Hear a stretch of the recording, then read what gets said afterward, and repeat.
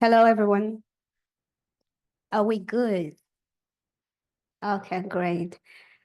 So I would like to introduce our next speaker, Professor Hanneli Mayer.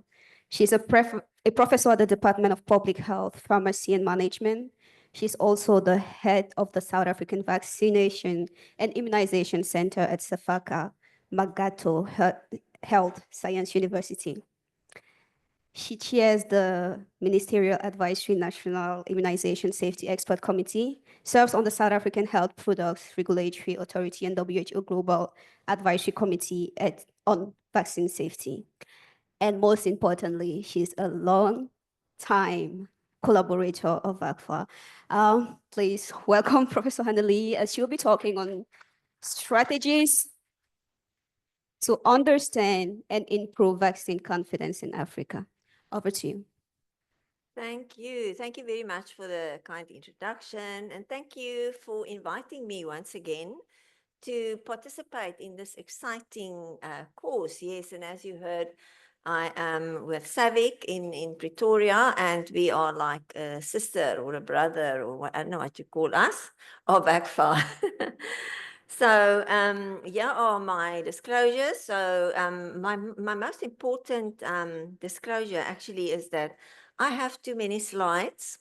So get ready. I'm going to go very fast. And if I go very fast over some of these slides, they will be available afterwards.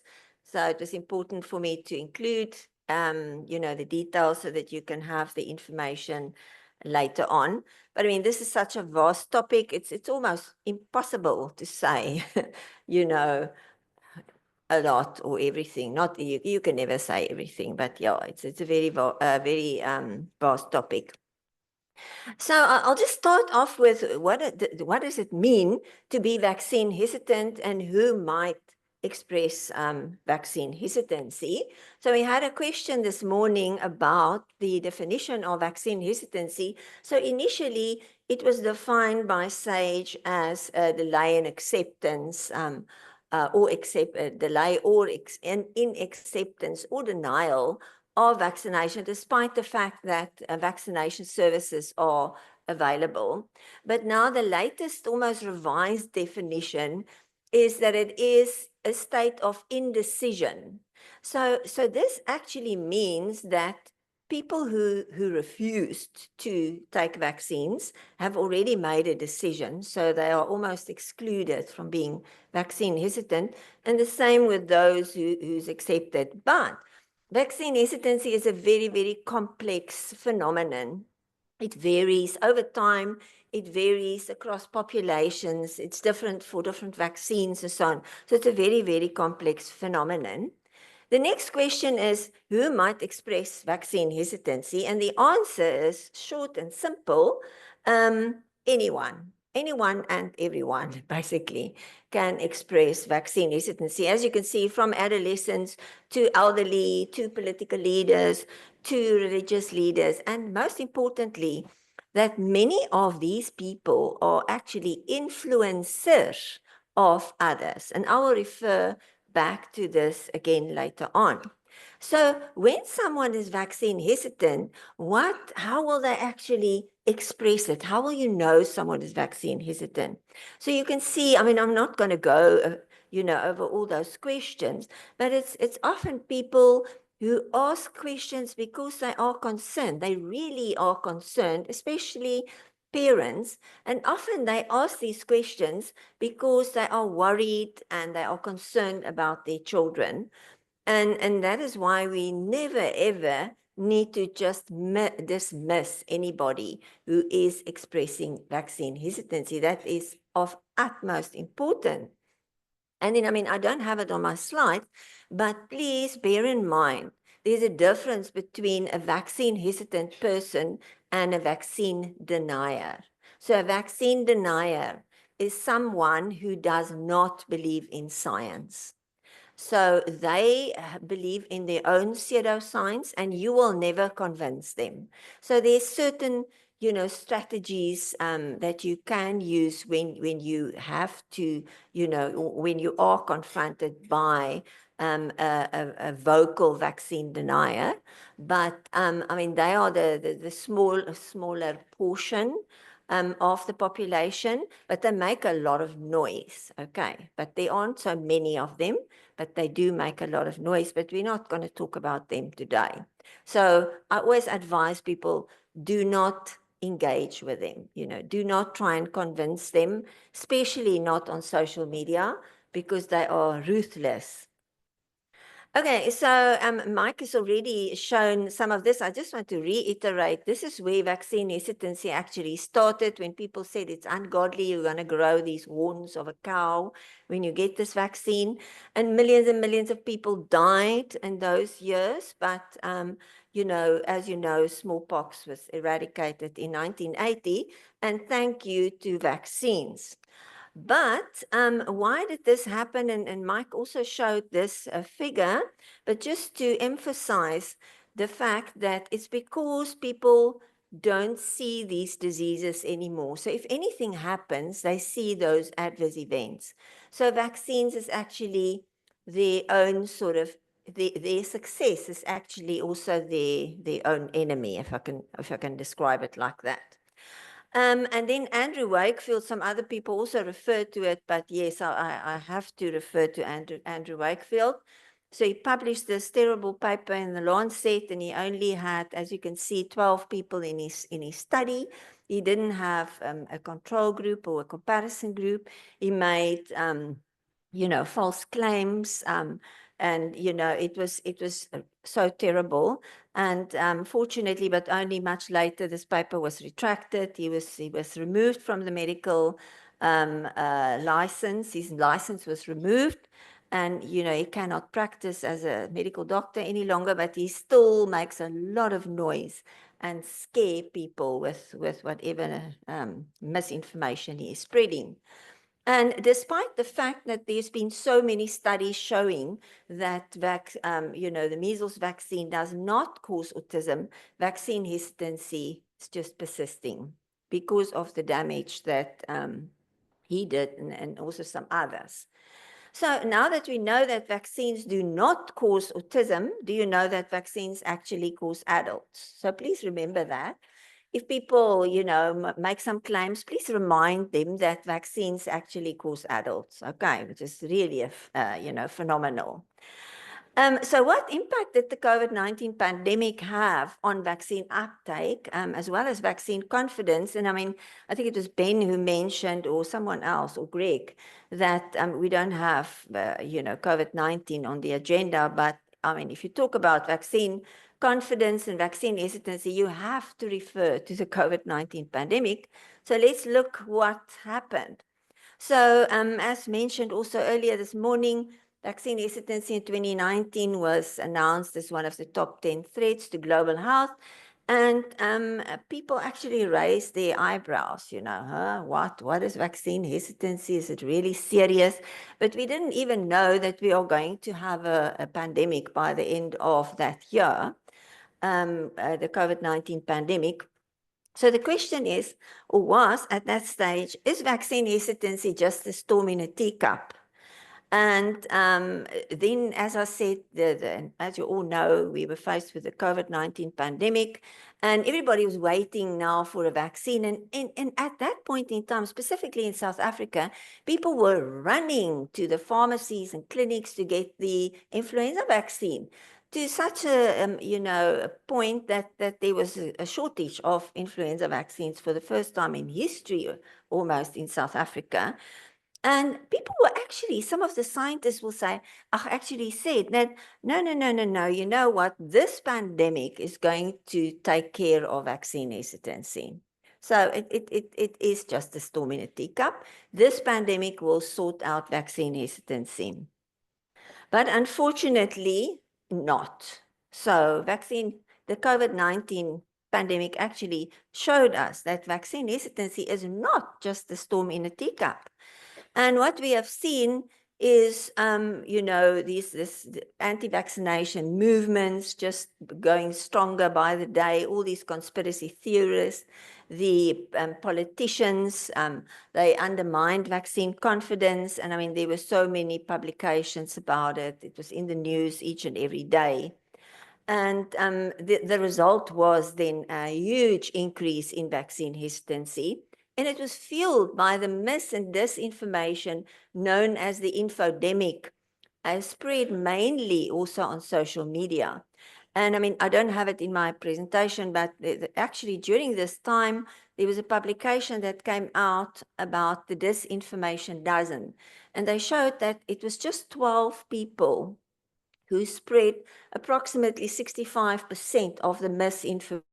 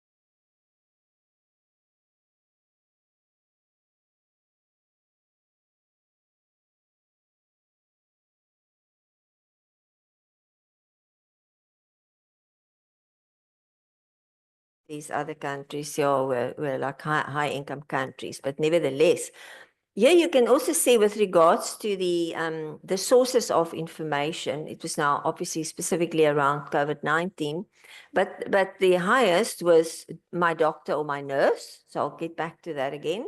And then social media was the lowest in terms of trust. But if you just look at that arrow for South Africa, I mean, South Africa was really low on the scale, between 4.8 to 6 on a scale of 10 in terms of trust. So trust is really an issue as a result of the pandemic. Then vaccine hesitancy, part of another storm. So someone also mentioned it yesterday. And it's the storm of now vaccine preventable disease outbreaks because children and people are not vaccinated.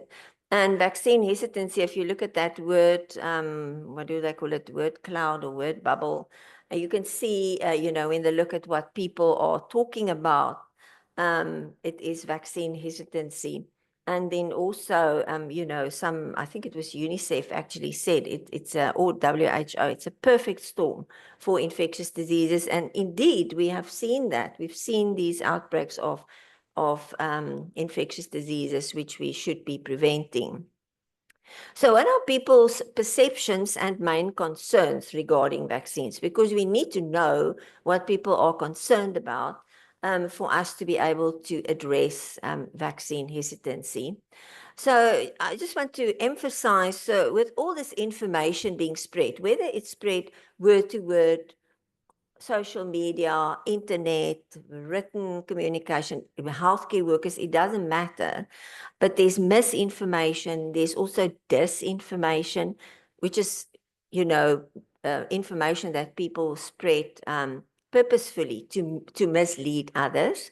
And there's fake news, which is fictitious information that is now going around as genuine news. And then there's also these conspiracy theories that you're familiar with. So the implications of these things is it creates negative perceptions in people's minds. They think about it the whole time. It undermines the trust in vaccines. It decreases confidence. It creates fear about the safety of vaccines, anxiety, and people end up refusing vaccination. I've experienced it in my own circle. For example, during the pandemic, I mean, I just stayed at home. I didn't go anywhere. I just worked. I stayed at home. My husband would be going out shopping, going to play golf. And then that's where he hear all these stories. And then he would come back home with these things and he would tell me, no, I'm not going to take this vaccine because of all the things he heard on the golf course now. So, eventually there were huge fights in our circles around all these negative things going around, but it just shows you, it makes people anxious. And what we need to bear in mind is, and it was also difficult for me, is to realize that my perception of risk is different to the next person who might not be a scientist or the public, because we as scientists, we base our perceptions on evidence, on what we have learned, what we've learned at university and so on. And we look at the hazard. So we look specifically when the hazard is great, and then we look at, who will be exposed to it and what will the exposure be. And that's how we create our perceptions. But the public out there, their perceptions of risk is based on their sense of emotional engagement, fear, outrage, all those things. And when there's poor health literacy, which is a huge problem in most countries, then, and I mean, when you get health literacy, then you also get vaccine literacy. And when you talk about vaccine literacy, you now refer to more like almost mathematics, where people need to understand how to weigh the benefits against the risks. And if they don't have that, then there's poor benefit risk understanding, and that impacts vaccine uptake. So the decision to vaccinate is based on this risk perception, and people would be looking at the probability, how likely is this going to happen? and then the severity. If it happens, how severe will it be? So if there's a high level of risk related to the vaccine adverse event or side effects, they will not vaccinate usually. But if there's a high risk perception about the disease and the illness, then they would consider to vaccinate themselves and their children. So it's something that we need to bear in mind, and risk perception is the most difficult aspect of vaccine confidence. So what are people concerned about? There's lots of papers out there, but this was a paper from sub-Saharan Africa. And as you can see there, whether vaccines are important, whether vaccines are safe, and whether vaccines are effective. So remember, I'll get back to this, but remember, when you speak to people, when they come to see you as a healthcare worker or your colleagues or whatever, people look up to you, and what they want to know always is, does this vaccine work?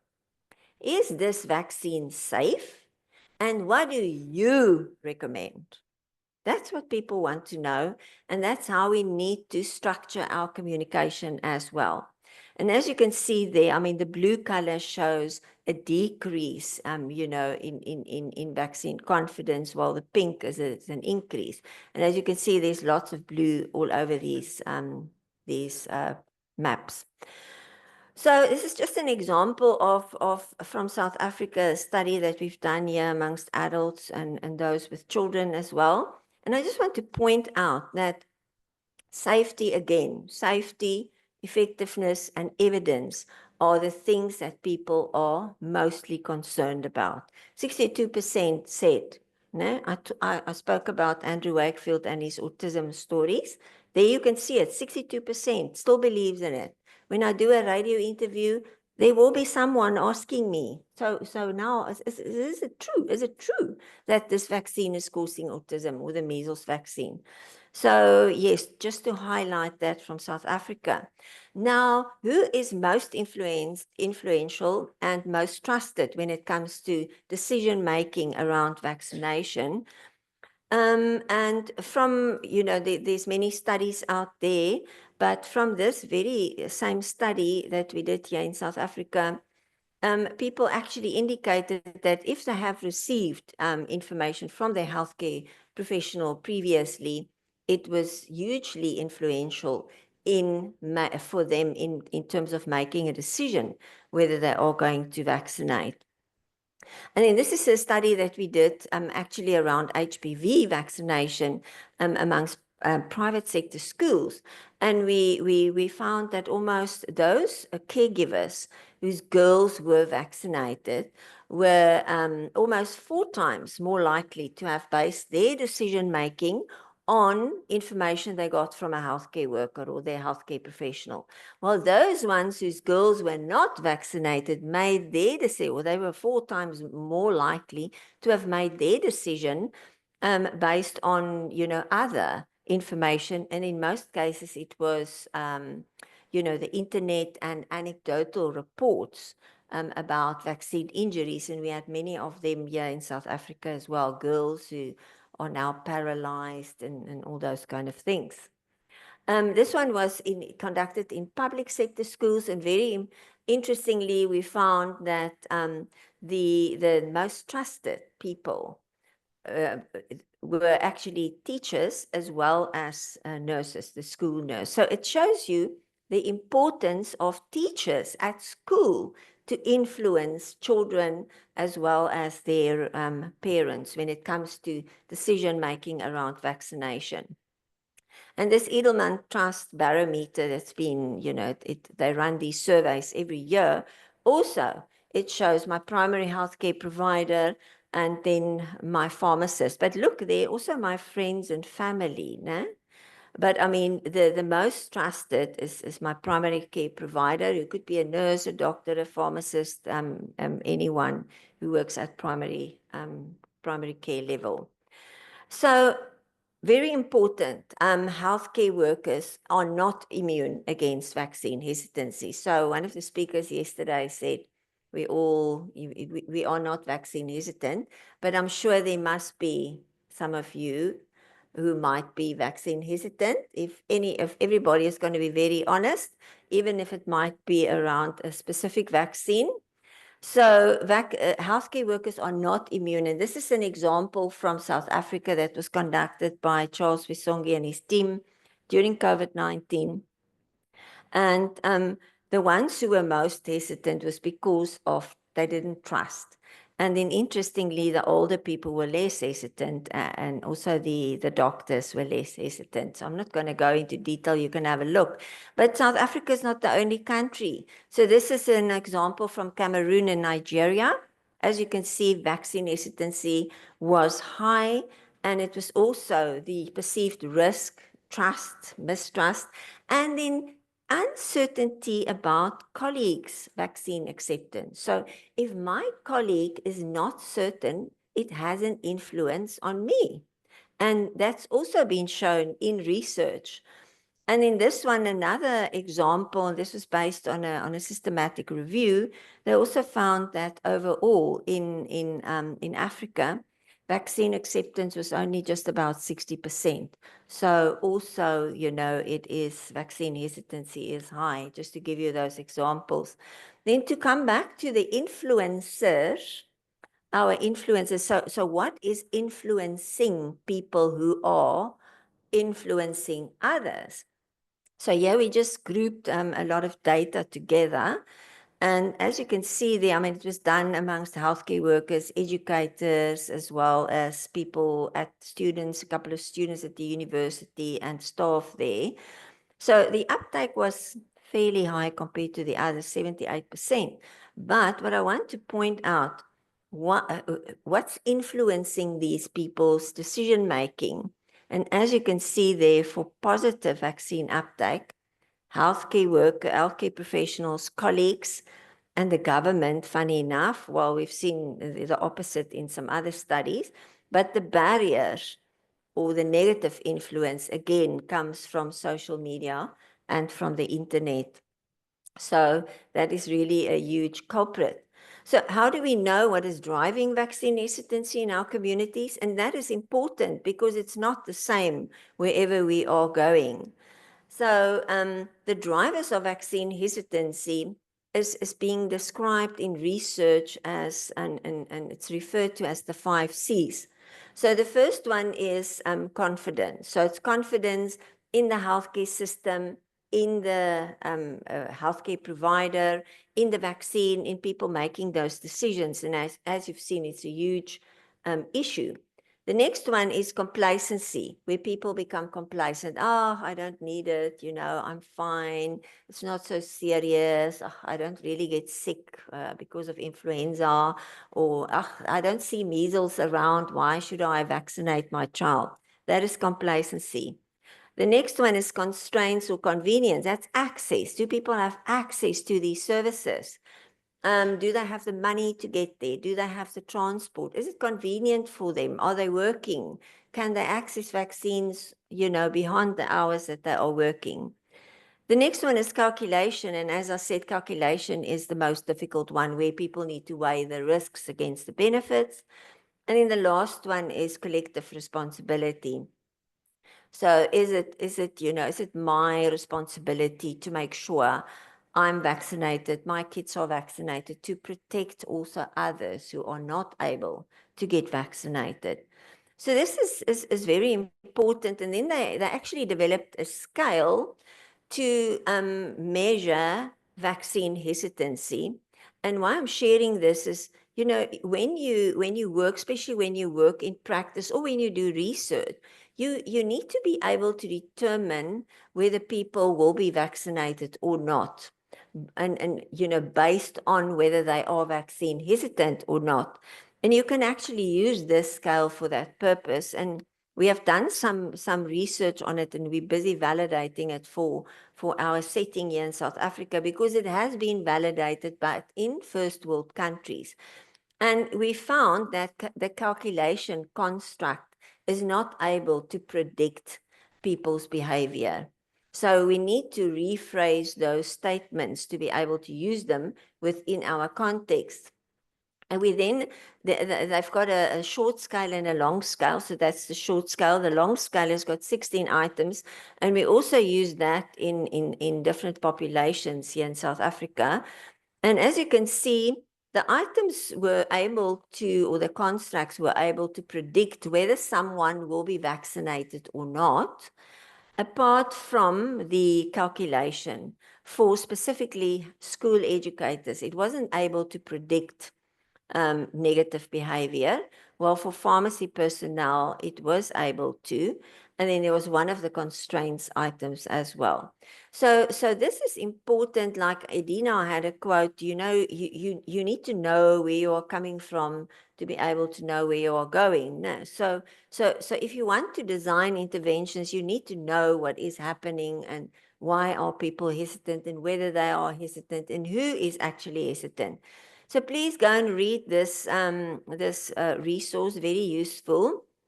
And I think Mike also referred to it. So when we talk about the safety of vaccines and hesitancy and so on, it especially sits in that thinking and feeling sort of construct of how we looked at people's behavior. So how should we now communicate to build vaccine confidence and counter misinformation? So this is based on, a lot of reviews that's been done. It's summarized here very nicely. So promising strategies, it's very important, is to always, look at or emphasize the personal benefits rather than the collective benefits. So what benefit does it have for me, for you, for your child? And the safety of the vaccines. Those things are of utmost importance. Also, it must be delivered by someone who is trustworthy. You must use persuasive arguments and consider people's prior beliefs and attitudes. So these, and it shows there which of these strategies are the most effective when we are looking at misinformation. Then this is important to remember.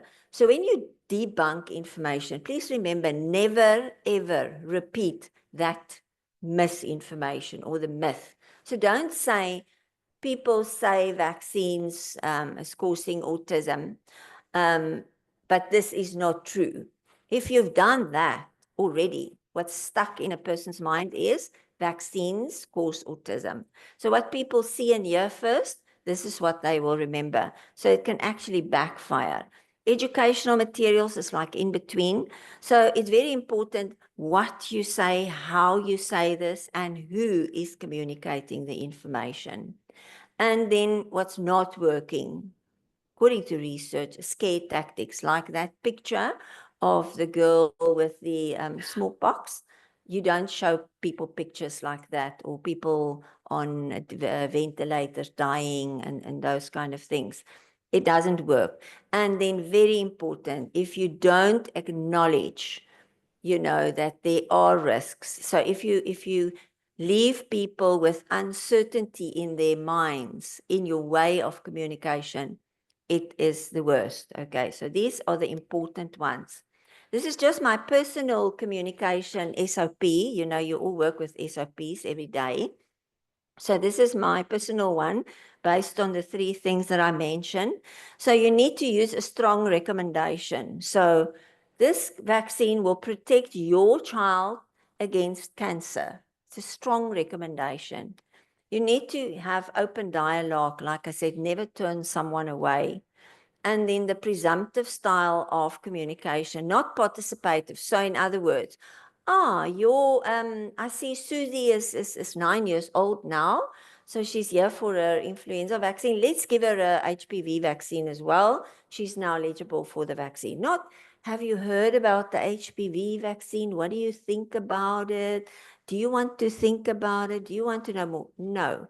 You assume people want to get, they're open for vaccination, and that's how you start your conversation.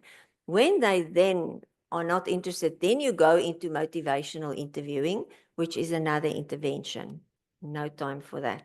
The last bit is, how should we engage with our communities to build vaccine confidence? So I won't be able to talk about all these things, but very important, the right approach for the right group, because vaccine hesitancy is very complex. You can never apply the same approach to wherever you are going, and we spoke about it during the course of the week. So you need to understand what does your community want? You know, how do they operate? What are their needs? So that's why it's so important to engage with the community leaders. And my colleague there from Chad, where are you now? She, you know, over and over again, she said, you have to work with those community leaders. And then, yes, listen to their concerns, and then, yeah, mandatory policies, we spoke about it. It doesn't work well. Make vaccines available. So this is some of the outreach activities that we are doing on a regular basis. So take vaccines to where people want them, where they can access them. Go on Saturdays, go to the bus stop, go to the taxi rank, go to the shopping center. That's how you reach people. So go out there and make vaccines available. Pharmacies, like in South Africa, pharmacies can go into an agreement, service level agreement with the Department of Health, and make those EPI vaccines available free of charge to people. Just two examples. Reduce waiting times. People don't have 4 hours to go and wait for a vaccine. Eh? That was an example yesterday. And then avoid missed opportunities. So when they bring the one child in for XYZ, you find out about from the whole family whether they are vaccinated. When people come for their chronic medication, you find out whether they have received the influenza vaccine. So never miss those opportunities. Check vaccination cards, have electronic records available, which we are all desiring in this country, for example. Use reminders. So there are many things that we can use so that we do not miss opportunities to vaccinate people. And then, yes, so we need to create demand. Né? And yes, also some pictures about, what we are doing there at SAVIC. But collaboration is essential. And I always say, it takes a village to raise a child, but it takes a vaccinated village to raise a vaccinated, healthy child. No, if you don't vaccinate the granny who needs to, or the mother who needs to look after this child, who's going to look after this child? So we all need to be vaccinated, life course vaccination. So we need to change our whole perspective now. The whole new paradigm change. So in conclusion, vaccine hesitancy is not just a storm in a teacup. Disruption of immunization services provides an opportunity for vaccine preventable diseases, outbreaks, in future. And people's common concerns, number one, safety, effectiveness, and then inadequate information. So we need to address the drivers of vaccine hesitancy, and they're not the same in all setups. So we need to use tools to identify what is driving this problem.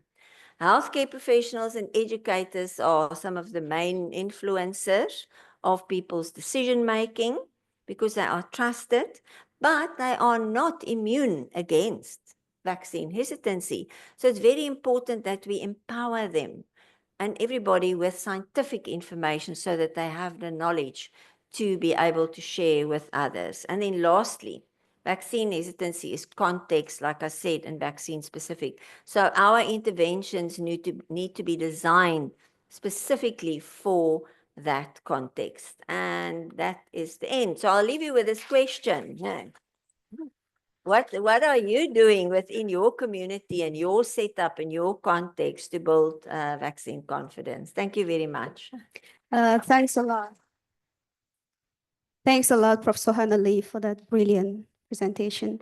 So we're going to take 3 questions in the hall and a couple of questions online.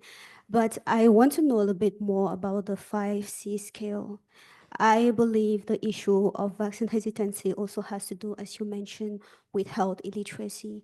The 5C scale doesn't talk about knowledge. I don't know, like is there a way to assess, health literacy with the 5C scale model? Thank you. Yeah. Yes, so this is a very, very good question. And as we, like I said, the 5C scale has been validated in high-income countries, and we've now started validating it in South Africa, well, for some time now. And we are looking at that calculation construct. And the way those questions are phrased, it just shows that, like I've shown you, amongst educators, it wasn't predicting negative behavior, while amongst pharmacists and pharmacy personnel, it actually did predict it quite well.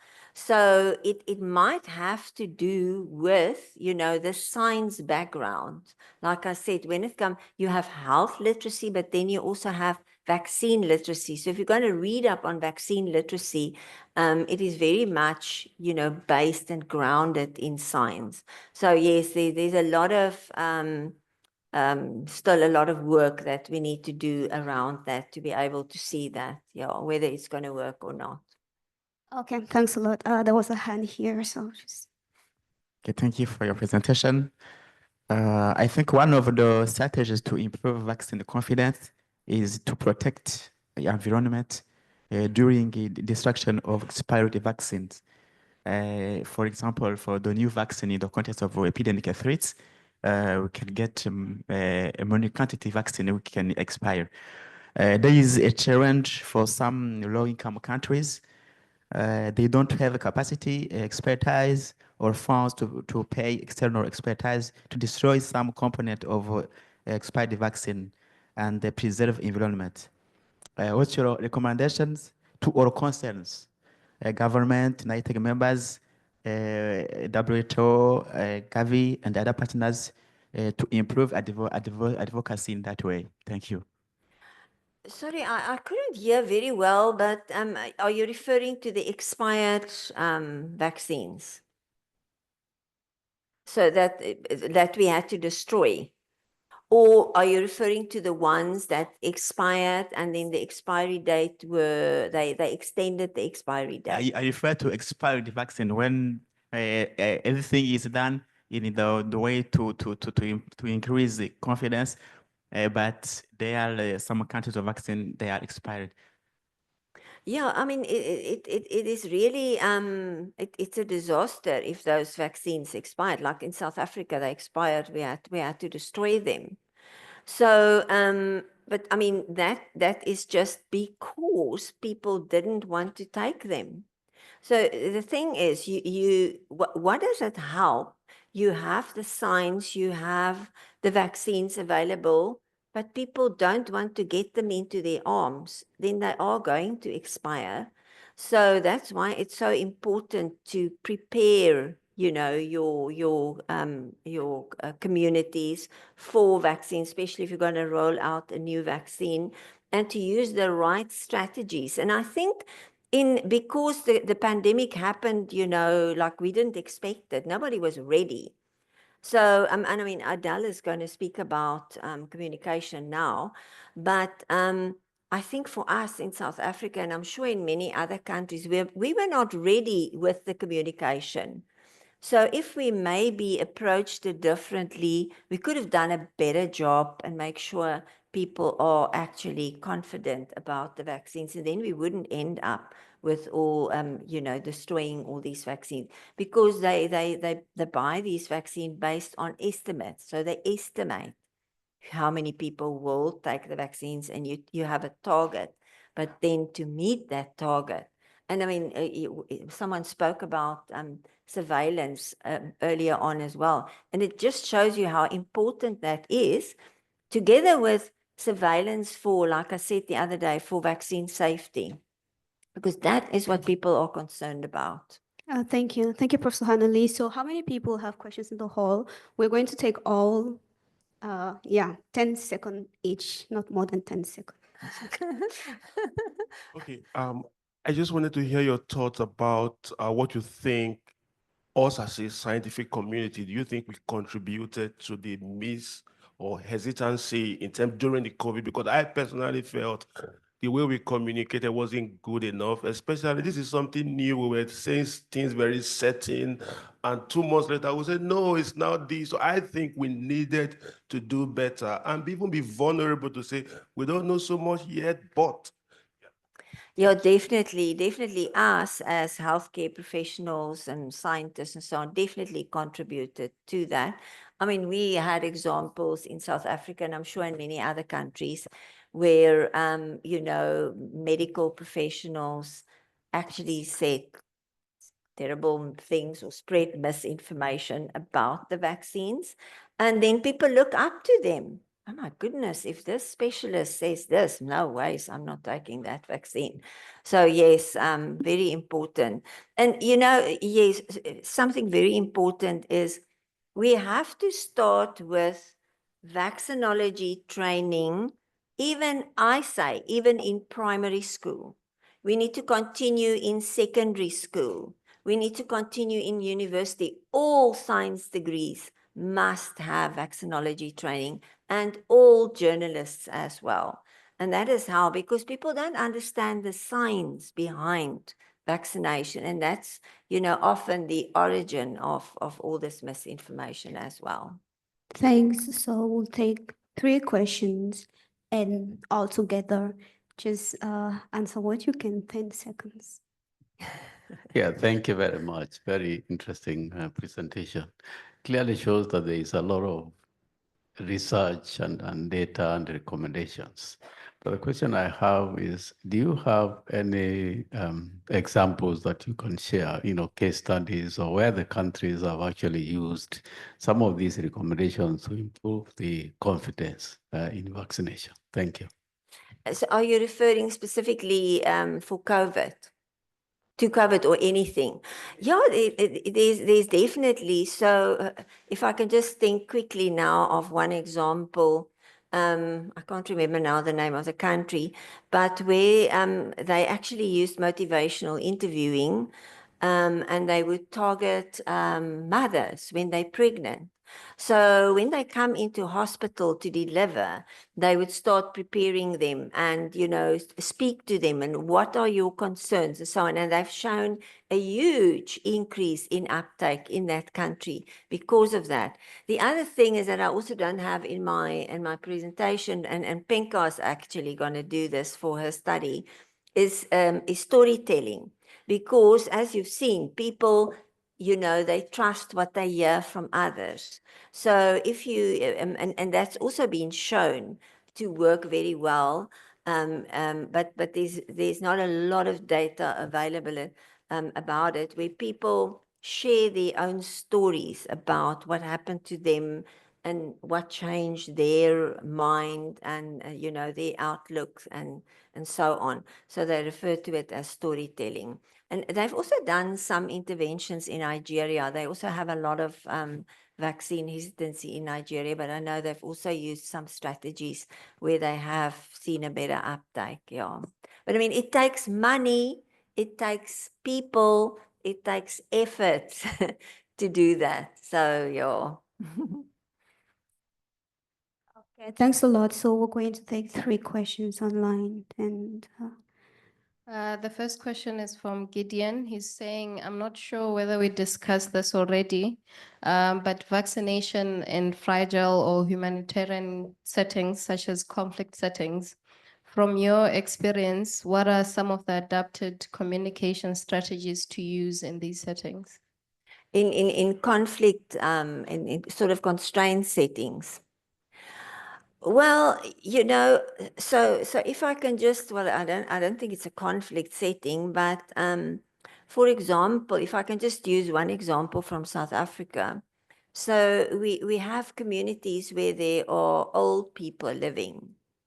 They don't know, they don't understand, they can't work, they don't have cell phones, or if they have cell phones, they can't see properly to register on the electronic system. Like we introduced an electronic system to register people. So they had interventions where they actually got people to go into that communities, go from door to door where they registered people and help them to get to the vaccination centers.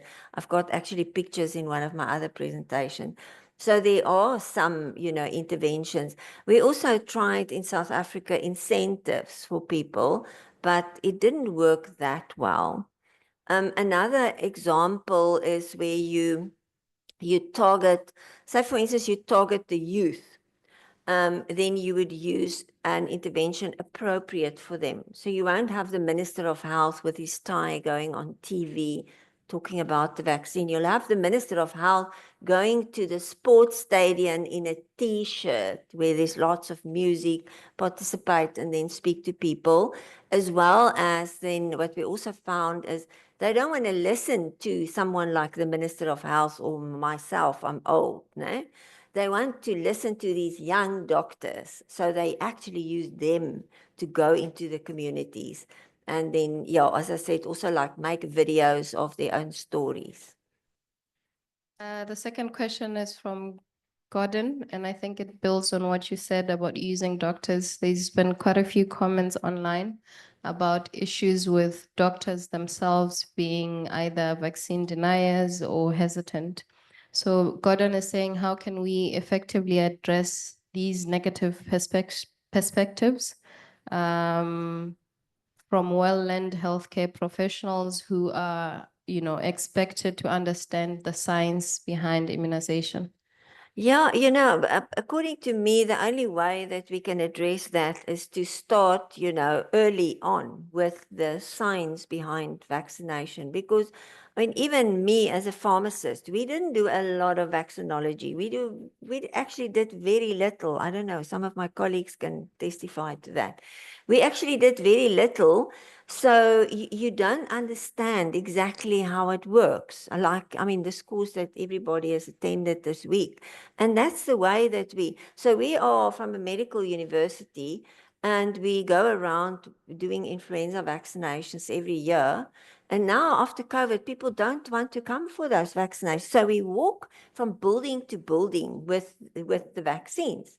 And then we are faced with medical students saying, I don't want it. And then we say, but you're going to be a medical doctor. Are you not going to recommend vaccines? And then they say, I will recommend vaccines, but me, I don't want it. Yeah. So it's a big problem. I mean, if you are not certain yourself, how are you going to be, in a convincing way going to convince someone else to get vaccinated? So you need to lay that foundation with the science and get people to speak to them, to find out what are their concerns and then address those concerns. Thanks a lot, Professor Hanley, for that brilliant and interesting conversation around vaccine hesitancy. Thank you. Unfortunately, we don't have enough time to take more questions. So thank you so much. Thank you.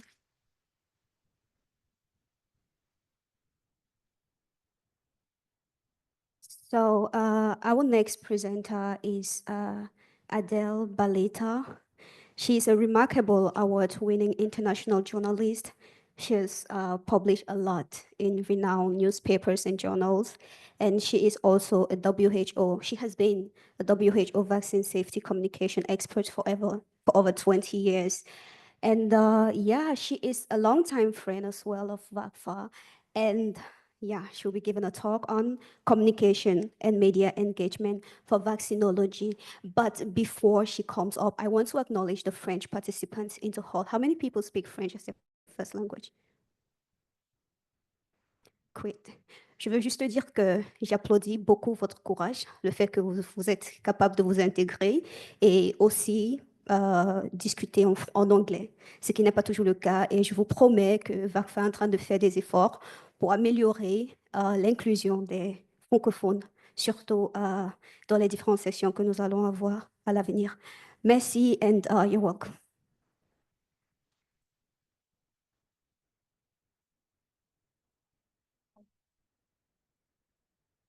Right. Hello, everybody. Lovely to be here. Of course, I've been given the most difficult challenge of the day. I always refer to this as the graveyard shift, because I know what you want to do. You want to get out of here as fast as you possibly can. So I'm going to do exactly what my colleague just did, and I'm going to have to speed through things because there's so much to say, okay? But let's do what we can for the time that we have.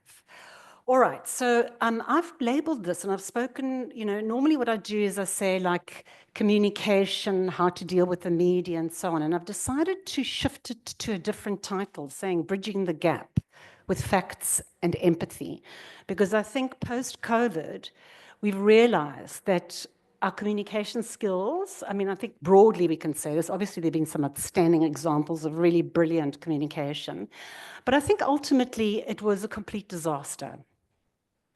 And that's why we are in the situation that we're in.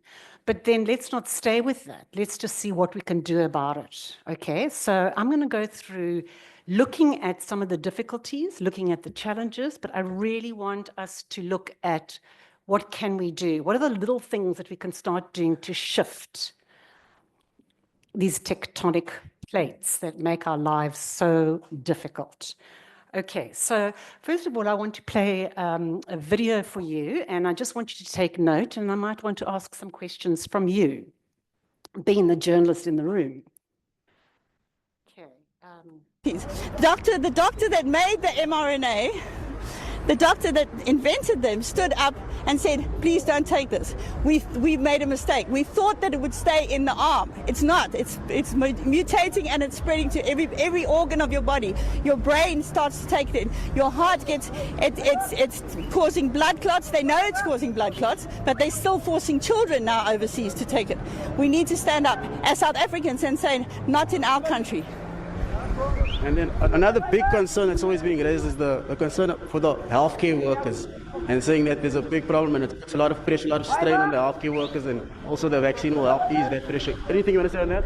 Well, our healthcare workers that were unfortunately the first people to get vaccinated, they are now falling ill from the vaccination, not from COVID. Okay. And that was Cape Town resident Nolene Glasgow, who was one of the demonstrators who is participating in today's protest here today, the anti-vaccine demonstration. It's taking place here outside Grooteskier Hospital in Cape Town. Just telling us why they are here, telling us they are very skeptical about the vaccine, and they don't believe that it is in fact effective. In fact, they have major doubts with regards to its efficacy and also the dangers that it poses to society at large. And with that, it's back to you in studio, Blaine. Look, Coben, a lot what your guest has said, many scientists have come out against it, talking about a lot of that, what she put out there. Scientists said it was false. So what we're going to do is bring in the scientists.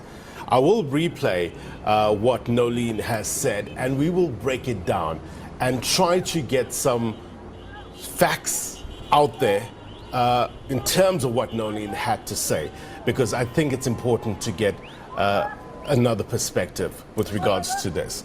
Why? Because we need to get the truth out there based on science. We are not disputing in terms of Nolene's concerns around the vaccine. A lot of people here in South Africa have concerns around the vaccine. I think the more we get the facts out there, the more we bring in credible people in order to give us the facts, we as parents, as grandparents, can make better decisions for ourselves and our family. But we thank you very much indeed for bringing Nolene's perspective and the group behind you to the fore. We need to address these issues. Coben August, thank you very much indeed. Look, we know that masks are not perfect. We know that vaccines aren't perfect. What is perfect? But what is the alternative?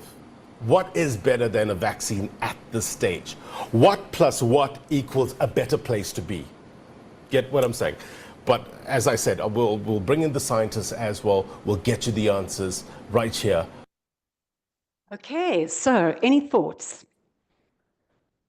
How do you feel? Okay, please. I feel that, oh, thank you. Sorry. I feel that for this particular session, they could have done more before actually amplifying the anti-vaxxers issues. So like if I was watching this clip, it's probably the only few times that I'm going to watch it. There's nothing that is coming to say, okay, this, they're saying they're waiting for another time. I would have loved to have that other perspective immediately. I feel like the journal on the street amplified what the anti-vax was saying. Thank you. Thank you. Anybody else? There's a lady here. That's coming. Yeah, as well. Okay. She'll come back again.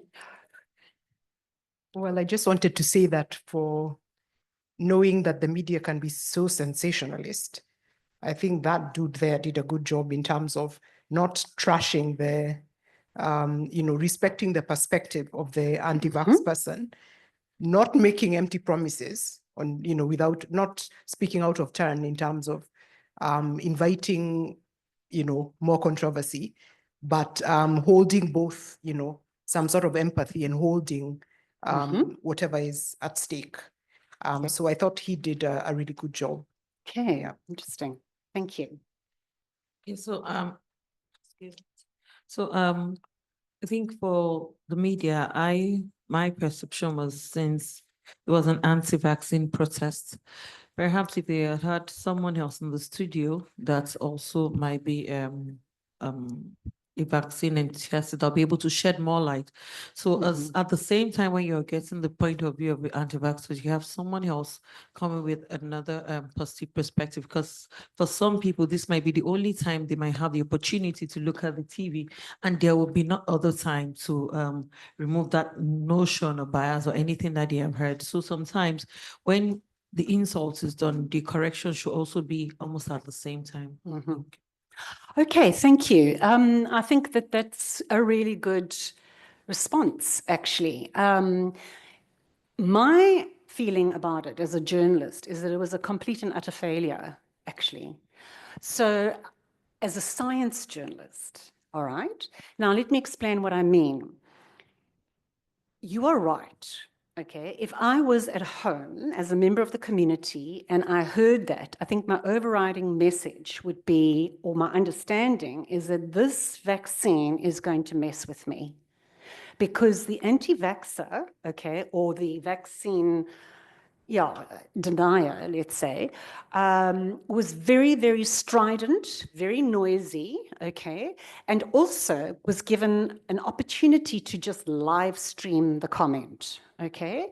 So there were no checks and balances really in the studio, and I think that the anchor realized what had happened. Otherwise, he wouldn't have said what he said. Oh, no, this is, thank you so much. But we do need to get a scientist in, and we do need to get a perspective. What he's telling you is the homework that they should have done. That's actually what he's telling you.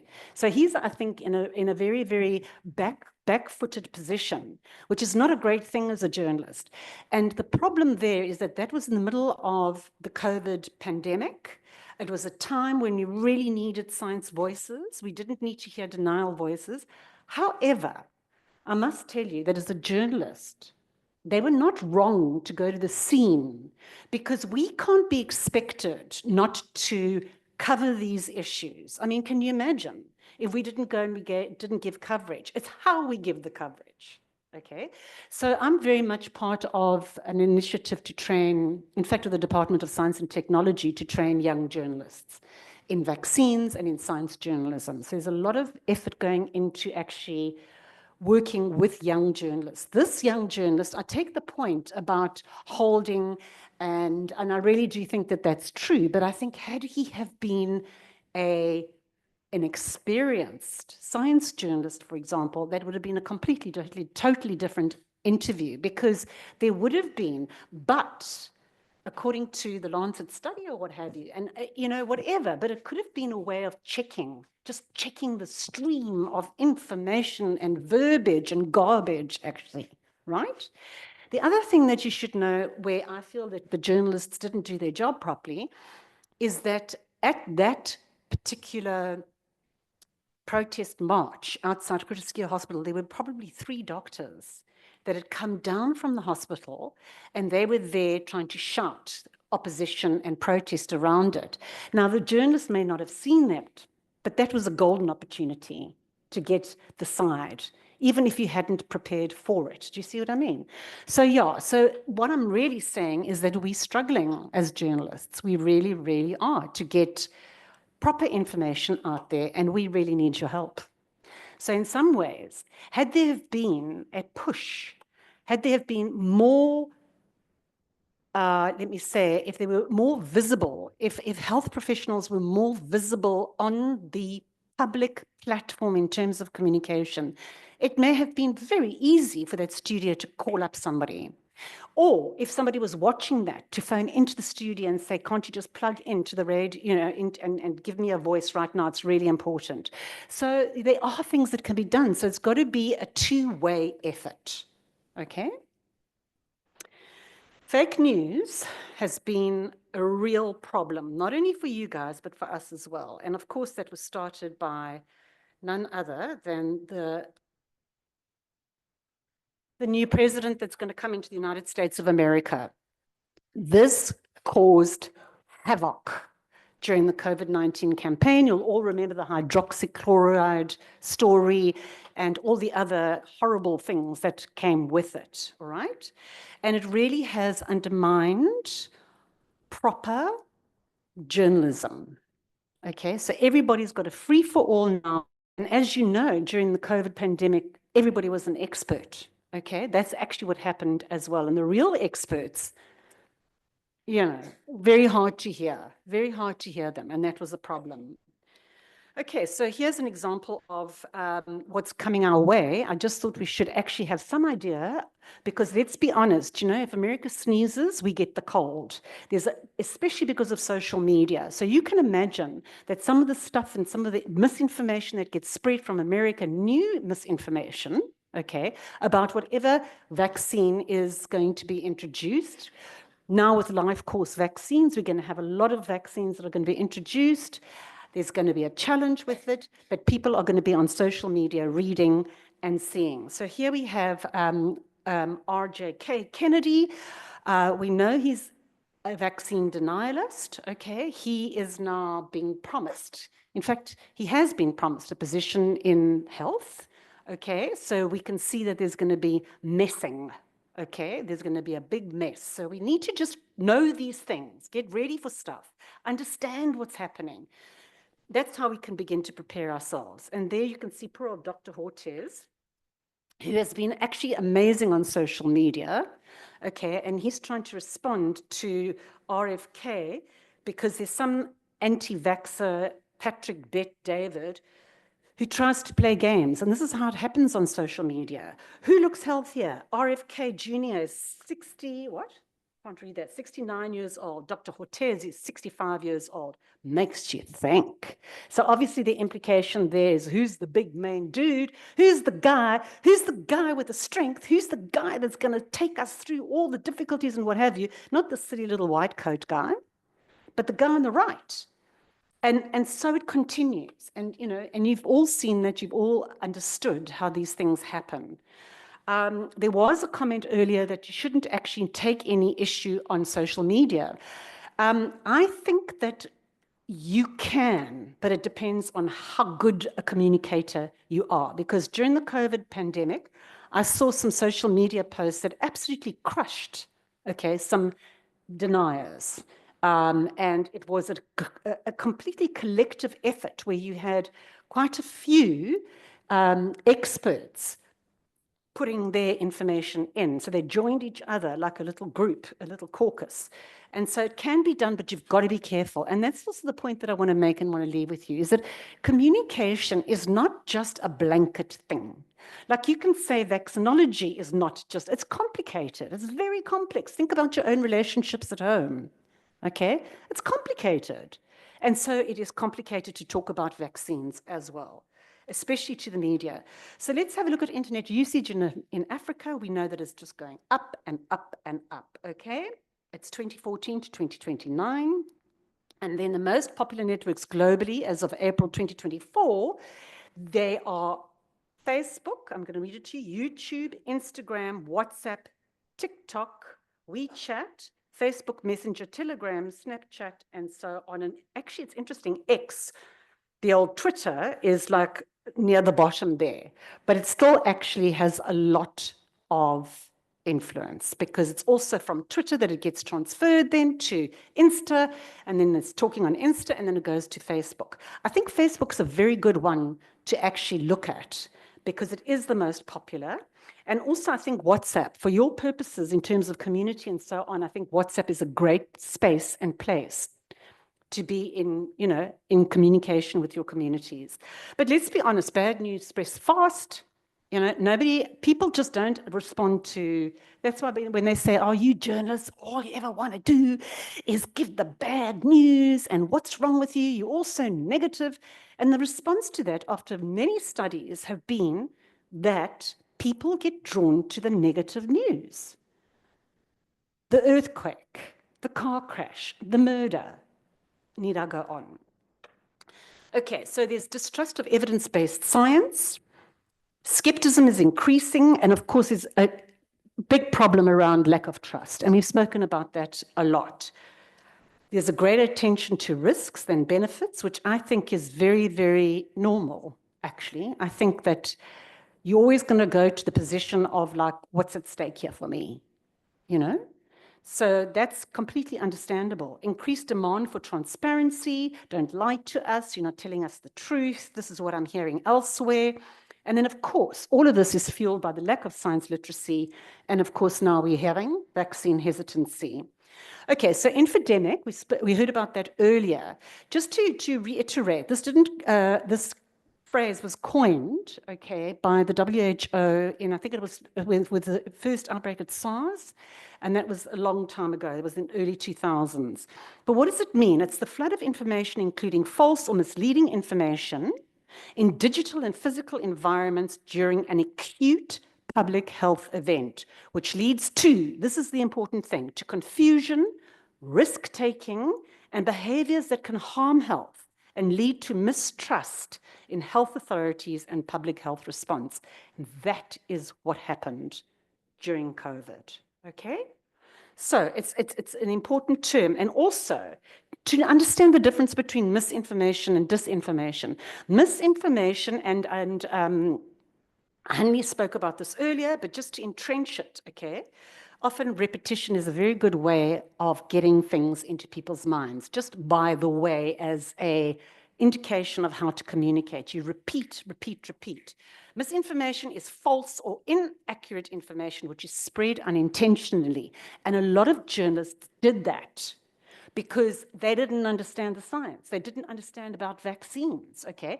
And we just earlier agreed to the fact that a lot of doctors, I mean, you know, you are not everybody's an epidemiologist, not everybody is a vaccinologist, okay? And that's why you had these heart doctors coming on and talking about, you know, the vaccines and how they're causing heart attacks and what have you, because they don't know how the vaccines work, actually. Disinformation, however, is deliberate. It's on purpose. It's, you know, let's just say Donald Trump. Okay, he's a fountain of disinformation. All right, so it includes propaganda, malicious content such as hoaxes, phishing, and conspiracy theories, and both are dangerous. Rumors, on the other hand, it's unverified information. And as you know, in communities, rumors get passed from one person to the other. But they're neither good nor bad. So, for example, I can say that I heard a rumor that your mom won the lottery. It's not a bad rumor, okay? I mean, it's fantastic, okay? I mean, like, I want to get in there and try and get some bucks out of it, you know? So that's the thing. Now, why rumors spread easily, especially in a crisis, is because they make sense of a situation that we cannot make sense out of, which helps us find explanation for events we don't understand and are afraid of. They provide information about a current issue, even if it's not correct. So, people don't like being left in a vacuum, and that's often why you are going to get the interception of misinformation, because people want answers now. And unfortunately for you, you'd never know what the answer is, because everything is still in a clinical trial or it's still in a study, or so you can't answer the question. But the thing that one has to understand is that if you really do want to answer the question and you don't know the answer, then you have to talk about uncertainty. But you've got to talk about it in a way that people understand what it really means in a scientific way. So in other words, it's an opportunity. A lot of the time we know what's wrong, a lot of the time, but most of the time we don't know what to do about it in terms of communication. We know what's wrong, but you don't know how to fix it. So how about if you are uncertain and you don't know the answer, explain, be honest. We don't know the answer right now. If you were on television, okay, and I said to you, okay, why is it that you can't tell me what the results of the vaccine trial, what's going on? Why are you taking that? Because you then go into explaining about clinical trials. So it gives you an opportunity. It opens the door for you to actually begin to make people more literate about science. So from now on, that's what you do. Because let me tell you something, there's no quick fix to any of this, right? There's no quick fix, but you've got to start now in little ways, personally, between colleagues, and beyond that. Ongoing communications. We've heard all about vaccine hesitancy. We now understand, okay, that it's not just somebody saying, I don't want vaccines, and somebody saying, I do want vaccines. There's a whole host of people that sit in between. What do they think? Okay, it's very complex, it's context specific, and it varies across time, place, and vaccine. Okay, so it's not easy. But you've got to start somewhere, because what happened during COVID-19 must not happen again. There's a book that I'd like to recommend. I think it was incredibly helpful. It's by a medical anthropologist. Her name is Heidi Larson. She's worked with the WHO. She is with the London School of Hygiene and Tropical Medicine. There's a project there. Go and have a look. It's called the Vaccine Confidence Project. I urge you to go and have a look at what they are doing. In addition to that, she's written a great book. The book is called Stuck, S-T-U-C-K, which isn't that a great word for hesitancy? I'm stuck. I don't know which way to turn, this way or that way. I have no idea, because there are so many different things that are impinging on me. And her whole philosophy is that you cannot, you really need to understand what's happening at a cultural level. You cannot just see it as a simple kind of, no, I won't be interested. And this book really, really takes you through that journey. So if you're interested, it's bedtime reading. She's a very good writer. I urge you to read it. Okay. Anti-vaccination is not new. Okay, so when I say things like, and we know this, right? It's been from millennia backwards. Okay, not millennia, but you know what I mean, right? 1800, when Jenner introduced, it's a problem. It hasn't gone away. It's not going to go away, right? So with all the learning that we got from COVID, we now have to put it into practice. This is important. I can hear you, but I'm not listening, right? And I can actually accept that as a journalist. I mean, you know, I actually see people that are not listening to my question. They're doing everything possible not to answer the question, not to hear me, right? And that's when I dig my heels in and I go in for the kill. Listen actively and with empathy. Validate them, whoever is in front of you. Emotional concerns, then you give the facts. If you were at an interview with me and you had to say, oh, you know, I really do understand what you're saying. I completely get that. I think it's a great question. And I really see how that impacts on the community. Can you see what I'm doing? It's a very, you know, it's a way of open communication. Yesterday, during those workshops that we had, that brilliant display by our drama queen health officer that was over here and that was giving us the lowdown, right? I mean, that communication, and obviously it was done on purpose, it was so off-putting. You know, immediately when I didn't understand what was happening, I immediately thought, why are you standing there like a big ugly, monolithic creature. Why don't you just sit down? So these are the things you've got to think about your body, you've got to think about the way that you come across. Okay, and then of course to inform, you give trusted stories, trusted sources and relatable stories. People love stories, and obviously journalists tell stories. That's what we were supposed to do. So you tell me a story, you're already doing half of my work for me. Okay, next. Oops, sorry, that's the wrong way. Okay, but now I want to give you some practical advice, and I'm going to move through these very quickly. Myths and rumors, how do you deal with them? Okay, now initially I've always said don't repeat the myth, focus on the core facts. People can't remember if it was a myth or a fact. They often can't, it's true. But this is not the only answer, because communication is dynamic. So that might actually work in one situation, but may not work in another situation, because sometimes you can't avoid mentioning the myth or the misinformation. So then you have to have another tactic of getting around that, okay? Include an alternative explanation that accounts for the myth, but don't leave it hanging. You can't leave somebody waiting for information. You have to close it off. Okay, now I'm going to show you how you can do this. What happens if you can't get away from talking about the myth? Here's a way of doing it. Okay, it's called the truth sandwich. Okay, so here's an example, the truth. Think of a sandwich, there's one slice of bread, the cheese in the middle is the misinformation, and then the truth comes of the other slice of bread, okay? Vaccines are safe and effective at preventing serious diseases. They have undergone rigorous testing and monitoring to ensure their safety. What's the misinformation? And this is how you bring it in. Some claim that vaccines cause serious problems like autism.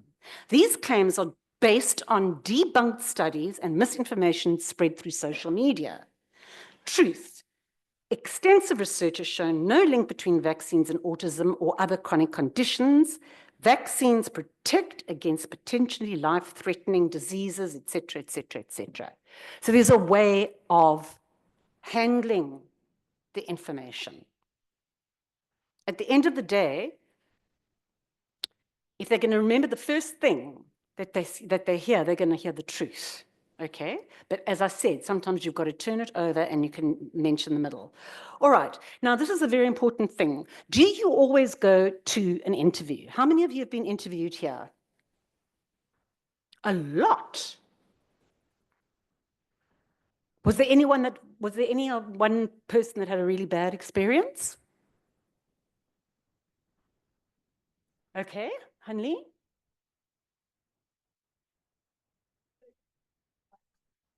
Yeah, just quickly, because I'm now being given the... It's actually a Twitter chat kind of a thing that Yeah. they invited me for, but one of those that you actually speak. Yeah. So I didn't have anybody else to help me. The other person couldn't connect. And there were lots of anti-vaxxers and they attacked me. I was like completely derailed in the end. The Overwhelmed. more I tried to explain, the worse it got. Okay. So here's what you can do about that, okay? You need to make a decision about whether you're going to participate in an interview or not. You're often told, okay, is that this is an opportunity to go and do that. And absolutely it is. But you can go with certain things that you have laid down. I have a very good friend who's an immunologist, and he really, you know, he's often in demand for interviews, et cetera, right? And he said to me once, he was visiting, and it just turned out that he got a call that somebody said, could you please come for an interview? What are you going to talk about? We want to talk about COVID-19 vaccines, blah, blah, blah, blah. And he said, okay, am I the only person? And they said, well, no. So he said, who else is going to come? So he said, well, you know, according to journalists' tradition, we're going to invite somebody who is opposed to the vaccines. He said, okay. And then he said, well, how much time will I get? So he said, so the journalist said 50-50. He said, if you cannot guarantee me 90-10, I'm not coming. So he didn't go. I think that's the right thing to do. You can choose, okay? But obviously you're not just gonna, in your mind, you really need to accept when it's time to actually go for an interview. So you can find out. You don't have to, especially, I mean, on Twitter, it's a bit difficult because you don't know who's going to be there, but you can actually ask the organizers. And in a situation like that, I think they call it space, Twitter space or something. But always do that. Always ask. You're allowed to ask, okay? Right, next. Oh, sorry, let's see. Okay, there we go. Are you, who's doing are you the best person to do the interview? Are time and resources available for preparation of messages? Is it serious format? What kind of format is the interview going to be? Is it going to be a radio? Is it going to be a magazine article? Is it going to be on social media, et cetera, et cetera? Is the audience large or strategic enough to justify my being there? So it's about taking control, you see. That's the thing. It's about taking control not only in the interview, but pre to the interview. It's giving yourself confidence, okay? So let's just move on. Talking to journalists. You need to build professional relationships with journalists, okay? Those journalists that you trust, those that you can pick up the phone and say, I have a story for you. You must contact trusted journalists quickly if a rumor starts to circulate. You need to assess. Again, communication, it's not like, we all talk about communication, role number 1, number 2, number 3, number 4. This is what you do. These are the steps. No, it's dynamic. You have to judge the situation for what it is. Your relationship to that person. Are you a stranger to that person? How am I going to get to know you before I have the mic in front of my face, right? I'm going to talk to you. We're going to talk about the traffic. I'm going to try and just ease, right? When you sit down with your teenage daughter, you don't go in blasting, okay? You go in, you sit down, and you say, let's talk about this. I'm here. I can hear you. You know how much I love you. Validate. You know how I think you are just the most incredibly smart. Why don't we use those things? It's like schmoozing a little bit, actually. You know what schmooze means? It means like sort of buttering people up. Keep your messages simple and to the point. Be willing to answer questions and be completely honest. And I promise you something, if you are not honest, it's going to come back and bite you badly. Okay? Maybe not this year, but in a year's time, whatever. It'll come back. Okay, you need to give us contact information and you need to don't run away from us. When we phone you, if you can't do the interview, fine, tell us who we can speak to, okay? Know your work and be prepared. You have to start learning to speak in our speak, okay, which is the speak of the community, because that is who we are supporting. That is who we are communicating with. You must always just think of journalists not as these scary human beings, but as these opportunities to get your message through. So if you are the one person here, right? Visually, if you think about it visually, one person here is me, and then behind me is all of you, then you, the community. So I want to know that I want to know my facts. I want to be prepared. I want to do my homework. I want to explain things simply. I don't want to be caught by the journalist. How do I not get caught by the journalist? By not allowing them, okay, to pursue their own agenda because I want my agenda, you see. So, when people say, oh, journalists always have their own agenda, and I just think to myself, well, what do you mean? I mean, obviously it's our own agenda, and I don't understand that. People don't understand that you can use the media. So you make the right connections with the media. Okay, so what will you be asked? A couple of things, okay? The 5 W's and 1 H of journalism. Who is going to be affected? Who's going to get the vaccine? What vaccine is it? Where can we get it? When is it going to happen? Why did a person have a safety event? Why did that person have an adverse reaction? And how do the vaccines work? You need to speak about how vaccines work. I'm telling you now in a very, very unjargonized way, because people need to understand about immunity and immune systems. They don't understand about immune systems. Do whatever you can. You can talk about warfare if you have to, and about the bugs and how the bugs come in and they just take over your system, and then you get your immune system to fight, you know, with these guns, the sniper guns, the T cells and the whatever. Okay. Now, yesterday we had people standing here and speaking to the community. In an ideal situation, and it's not always ideal, okay, but in an ideal situation, you would go into that scenario with your key messages, okay? So some of them might be, there's 3 key messages normally that we talk about. Vaccines are a part of your healthy life for your child. That's key message number 1. And then you've got these other messages underneath, which, are supporting messages. And then, so yeah, that's just an example. I'm being told I need to stop. Okay. Can I go through 3 slides? Okay. So how to create compelling messages. Make them simple, clear, and lose the jargon. Don't make them ambiguous, okay? You make them active and not passive. So for example, the man bit the dog. That is going to get my attention, not the dog was bitten by the man. First of all, there's more words in that, right? But you can see, you're going to be much more open to a headline which says the man bit the dog. So, you've got to start learning how to write, actually, how to frame messages. We need short messages, okay, especially in a time of crisis. People don't want to hear a whole lot of stuff. They just want to know, what should I do? Where should I go? Why are you telling me to do this? Okay. And also you need to speak, you need to give your messages, it's how you deliver it. Okay. And that's obviously with empathy and with compassion. Don't get cross. Infographics are really, really important if you can.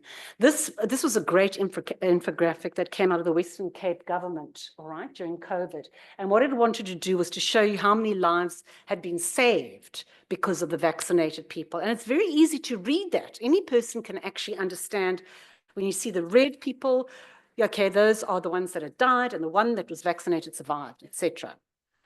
This is also important. If you go into a supermarket, now it's very basic this, okay? It's how you frame the message. Which is the better message? 80% lean beef or 20% fat beef? Which one are you going to buy? Exactly. It's the same thing though, isn't it? In the same way,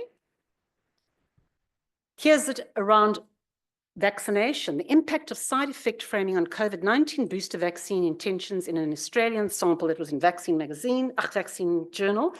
The negative framing is heart inflammation is very rare. 1 in every 80,000 are affected. But the positive framing is the likelihood of not experiencing adverse events is, for example, 79,999 in every 80,000 will not be affected. So think about how you message. The interview, I can't really go through that now. Preparation, you can ask all these questions. Will it be pre-recorded or live?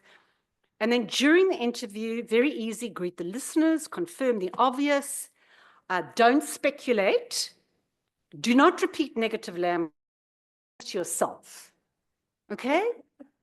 Because those doctors that are out there that think that they are majorly important, okay, and they give opinions, they can really, really, really get egg on their face afterwards. Okay, so we want evidence-based facts. Okay, the other thing that I wanted to point out is social media. These are the platforms that you can use. There's Instagram. I mean, there was a fantastic HPV campaign, South African campaign, okay, that used it for the HPV. It was great. So look it up if you want to. And then, of course, Facebook, Twitter, and TikTok. All right, so can I play a quick video? Yes, it's 2 minutes. Okay, this is to lighten you up for your weekend. It's about numbers. It's about numbers, just numbers, and how numbers are confusing for people. So when you use statistics and numbers, make them visible. So if I say to you 500 women die every day in whatever country, Okay. Yeah, okay, so that's from maternal death. So what's that like? It's like a load, 500 people on a jumbo jet crashing every day. Boy, I got that. I got that. So give your numbers a story. Let them tell a story. Okay, here we go. Do you want to watch the video? Yes. Okay, cool. Who is trying to explain to his parents how the farm or the land is going to be divided up. Okay. And now I need to start it. Salim? Yeah, I think it's me.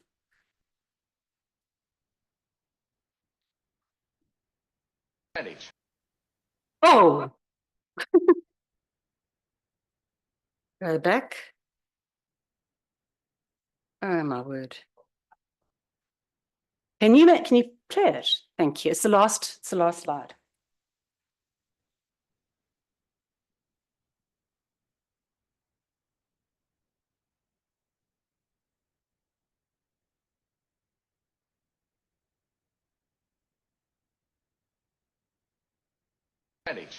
I figure 75% to you, Panma, and 25% divided between the 5 of us. Yida, Crowbar, myself, Tom, and the baby.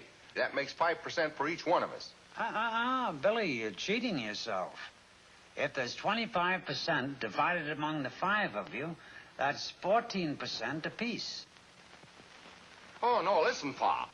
I wouldn't cheat you. You know I wouldn't. Now, look here. I'll show you. Let me rub this out here. And now, 25 divided by 5 is 5. You see, 5 won't go into 2, will it? No.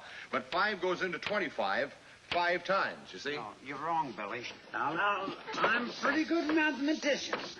Now, 5 into 25... 5 won't go into 2, will it? No. But 5 goes into 5 once. Now, we didn't use the 2 before, so we bring it down here. Now, 5 into 20 goes 4 times. There you are. 5 into 25, 14. No, look, Pa. Let me prove it to you now by multiplication. 5 times 5. 5 times 5 is 25. Really, I'm surprised you're learning. Huh? I'm surprised that you're learning. Now I'll show you. 5 times 14 is 25. 5 times 4 is 20. 5 times 1 is 5. 25. That's it. No, look, Ma. Look, you're wrong there because I'll prove it to you. We'll put down 5 14s here. 14. There. Now I'll prove to you by addition that 5 14s is not 25. 4, 8, 12, 16, 20. 21, 22, 23, 24, 25. There you are. Better brush up, Billy. I don't want to see you boys cheated.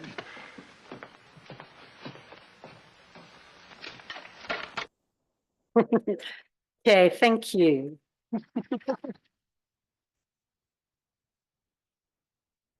Thank you very much, Adele. That was an enthusiastic and passionate presentation.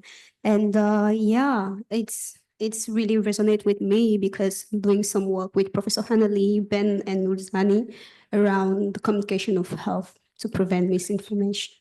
So thank you very much. So we're going to take a couple of questions. I don't know if you'll be able to remember them all, but we'll take 3 in a row. 10 seconds each. 3.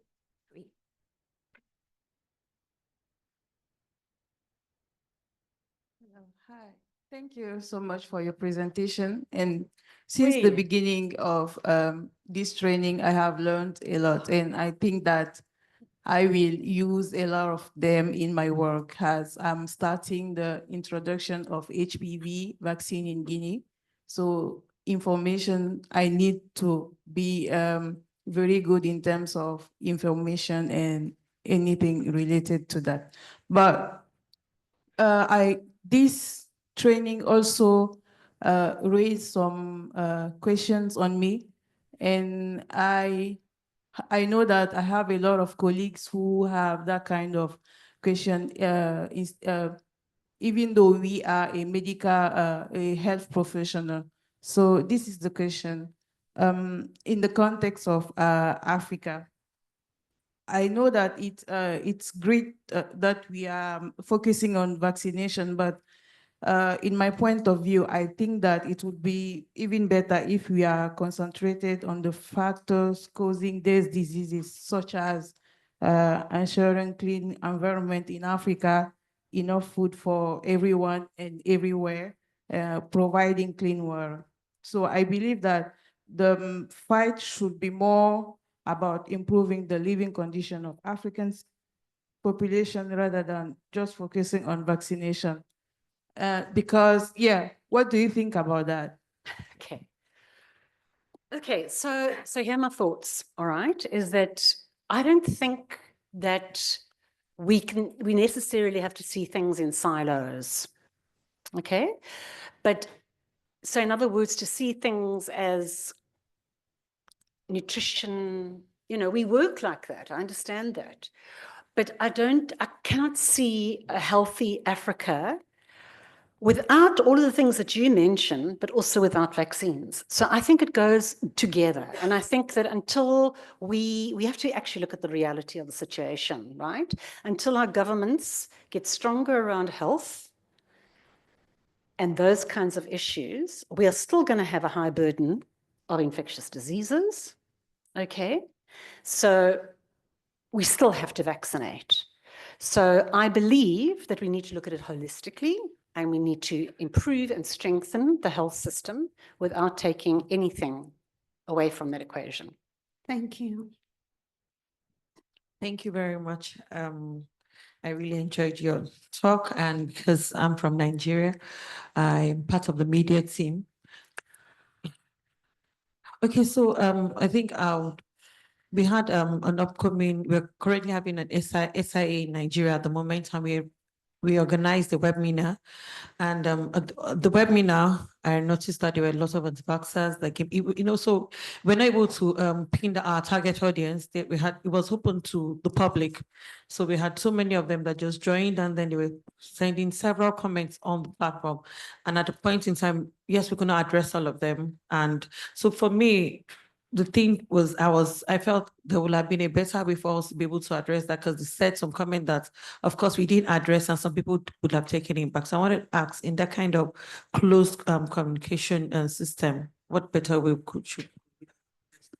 Sorry, I just to understand you correctly. So you're saying that some people were left with certain unanswered questions.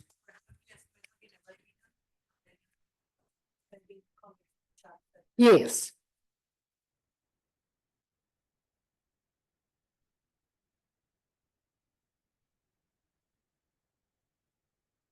Yeah.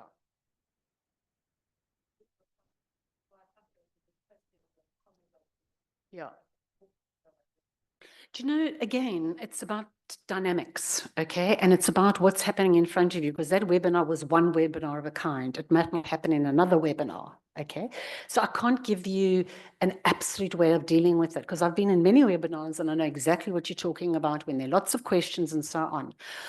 If there is a question that is going to turn the information, or if there is a question that really needs to be answered because it has the likelihood of misinformation or conspiracy or anything like that, I would take those questions. I would cherry pick those, because I would have been ready in my mind about the key messages around that.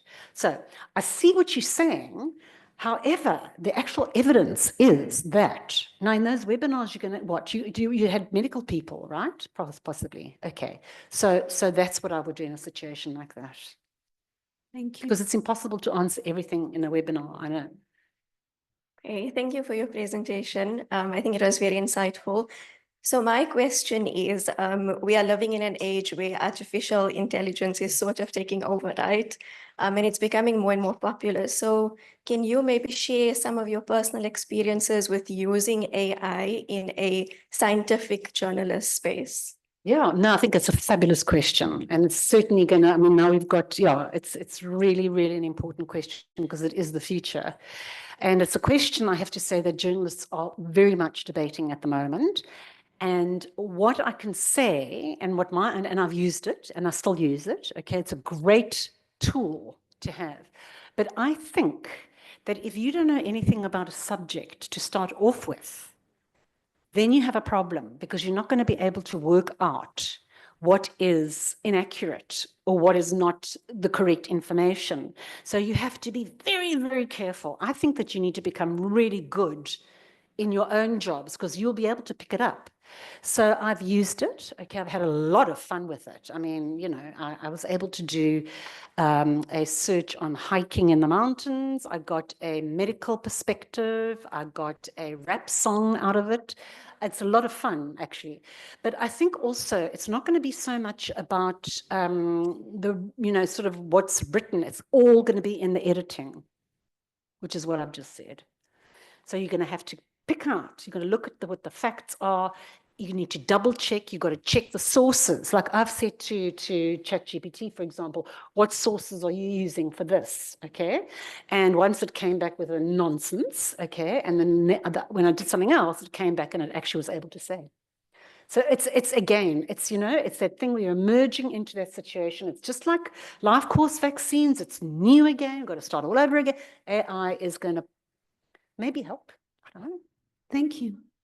So do we have online questions? 3 online questions. So we pick the last one and then we have the online questions.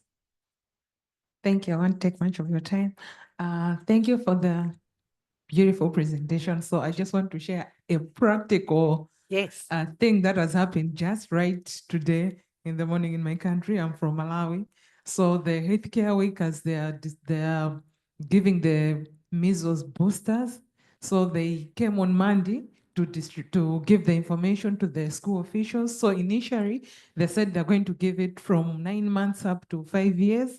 And then today, they come and say they will give from 9 years up to 15 years, 9 months up to 15 years. So I just received the information on the WhatsApp group of the parents. One of the teachers just said, children, they are receiving vaccines. If you don't want your child to receive, just say my child should not receive. So I was counting how many parents said yes. So we are only 2 who said yes. And 40 parents in a class of 60 said my child should not receive. So yeah, communication is very vital. Thank you. I'm completely, so it's not great. Yeah, it's not great. I mean, I'm just trying to think of what you can do. I don't know if there's any good journalists, community journalists, radio journalists, because you can also start using them to get them around. And there's lots of ways to do it. But I would, you know, quick, get a really empathetic journalist and ask them to give the facts and what is, you know, what's required and, you know, who's going to be vaccinated and when and how and what. But thank you for that. We have a question from Ala Ahdi. They're asking, how do we deal with social media rumors by responding to them? And who is the right person to respond for both routine vaccinations and the introduction of new vaccines? Okay, so my feeling about that is that I think that you've got to be very strategic about how you use social media. So already, if you are on the point of doing the introduction of a new vaccine, you should be on social media already, on the WhatsApps. So people are already primed, because remember, nobody's going to wait for you to come to the village or what have you. It's already the opportunity to put out the positive messages about the vaccine if you take the initiative early. So within your departments of health, you already need to be doing that. Okay. And do have a look at the age. I mean, if you want to, you can actually go onto ChatGPT, because I did that actually, to look for HPV social media campaigns. And it was really interesting. I came up with flyers. They gave me flyers. They gave me all of this sort of information and tags, you know, and the messages and all of that. So you also need to start learning how to do stuff very fast that are going to help you. To answer the question around, you need to make a judgment call. Sometimes there are rumors, okay, and they are quite limited to an area. So it may require actually physically going to the area or to the person to stomp out the rumor, okay? But if it's actually really affecting, like Malawi's situation, for me, that's serious. That is really serious, okay? Two people agreeing out of all of those parents. Now, that needs an intervention. So on social media, there are WhatsApp groups, correct? Okay, so then factual, but very, very amenable information needs to go onto that WhatsApp group like today, okay? And then on social media, you know, you can also tag it. You can tag about Malawi, you know, there's a new campaign happening. So it's about taking the advantage and taking the lead. And in some cases, don't respond on social media to things that are, you know, you need to be very confident about how you manage it. And the person that needs to do it is somebody that's good at communicating. Thank you very much. Last question. The other question is from Aishatu. They're saying now that we know that infodemics can cause vaccine refusals, what can we do to make sure that this doesn't happen going forward in case there's another or there's a new outbreak of another disease? And the second question is from Christelle. They're saying it is good to highlight the advantages of receiving the vaccine, but from what you are saying, should we hide the side effects of the vaccine while discussing with the targets? It is not better. Is it not better to tell them that they can experience some side effects so that they can be prepared and also know what to do in such cases? Okay, so the first one was the infodemic story and how to, how to prevent, you know, people's hesitancy and so on. Well, I think if we look back at what happened during COVID-19, there are lots of lovely little gems, little jewels of things that happened that can actually inform us, all right? So the number one, you need to be prepared. You've got to treat your campaigns, you know, like the question was such a good one about AI. Information is fast, it is furious, okay? It happens so quickly that we can't even get our heads around it, okay? But we need then to go ahead of that wave. We can't be stuck in the days of faxing documents. Do you know what I mean? We need to get with it. We need to become modernized. We need to understand how we can use this information. So my feeling is that all of you that are in departments of health or wherever you sit is to get to grips with the information. You get to grips with it on social media. All you need to do is to transfer that into your messaging. You know how to do it on social media. We're all on social media. Come on. So how do we do that for our messaging? So my thing is, get out there. If you've got a new vaccine that's coming, start the work now. Get onto it.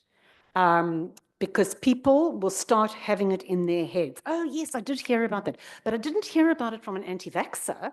I heard it from the Department of Health that does care about my child. So we are introducing, we love the children in our country, or we love the adults in our country. We care about the safety of our adults in country. Therefore, we are deciding to introduce a new vaccine. The last question, so I'm just saying get ahead of the curve. The last question was about safety. I said to you, and this is what I will say over and over again, you do not lie and you do not hide, and you are absolutely open and honest. And that is very hard, because the last thing you want to talk about is vaccine safety, right? Because then you have to talk about risk. My first suggestion is that you yourself understand what the risk profile is of the vaccine, because only if you understand will you be able to say things like, okay, we expect for you after the vaccine to get a bit of swelling around here. You know this, you know the drill, don't you? But that's very important, because it's talking about me being honest. It's about me saying you can trust me because I'm telling you everything. Then they're going to say, but down the road, you know, somebody landed on their head and got a big green bump or what have you. And then you start talking about the differences in risk. Small risk, medium risk, high risk, and so on. Thank you. Yeah. Pleasure. Thank you so much. It's quite unfortunate that we don't have the whole day. This is a very serious and great topic of discussion. Thank you so much for that Thank you all. beautiful presentation. All right. Did we learn something new? This is the most exciting part of the whole 5 days, right? So yeah, this is that time. And I want to welcome Edina. We all know Edina, right? So she will help us, stir our excitement a little bit. All right, Edina, over to you.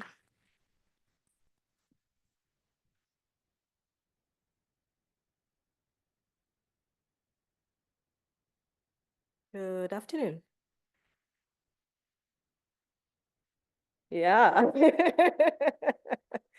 It's over now. So as you know, I take lunch very seriously. So I want to make sure that we wrap up on time. We have a couple of things we need to do in the next 30 minutes. The very first thing is we need feedback from you on how you have experienced this course, and it's a comprehensive kind of survey. And we want you to do it now, because in our experience, once you get to your homes, we don't hear from you again. So you can't leave until this is done. And we'll be watching the numbers to make sure that as many of you as possible have completed it. So you have roughly about, let's try to complete it in the next 6-7 minutes, please. Because there's more exciting things that we want to do. It has something to do with awards and certificates. So please let me know once you're in. Are you having trouble?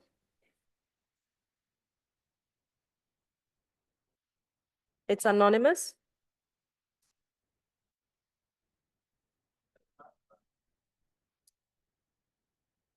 No, I mean, we won't see anything that you write. It's your personal thing, yeah, so it won't be shown on the screen. Salim, could you please ask? Are you not able to scan? Salim will assist you just now.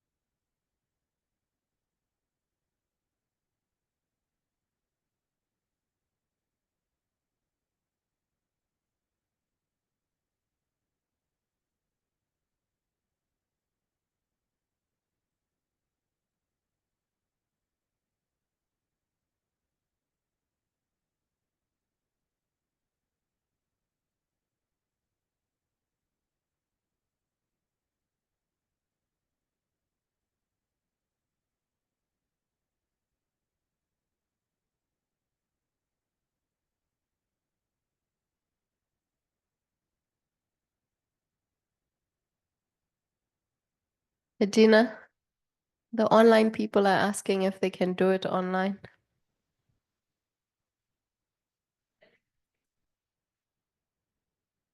Okay, a link has been sent to you guys online to do that.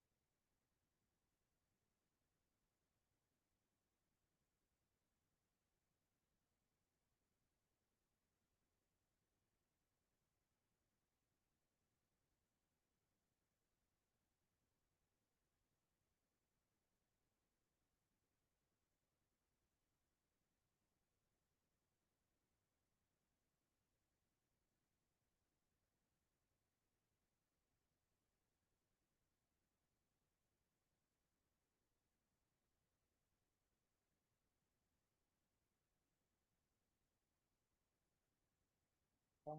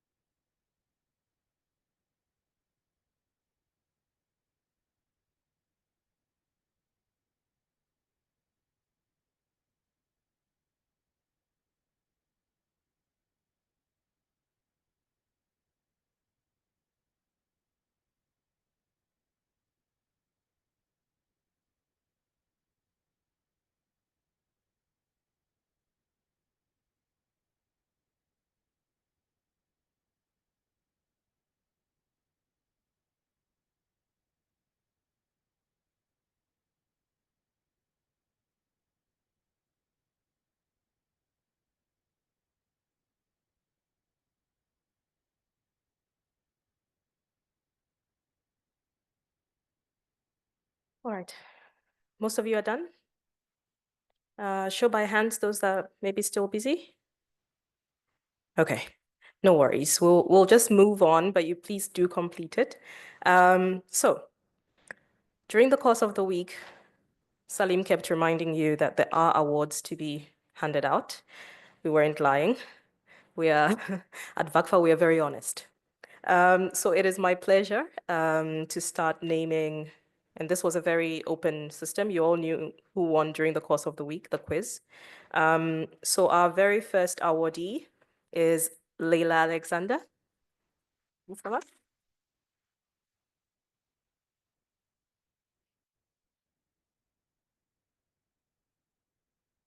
Congratulations.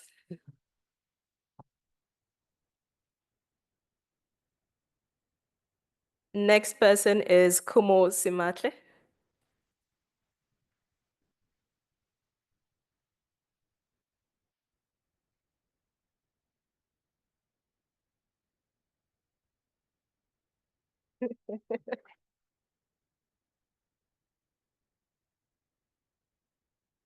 Nabila Baba.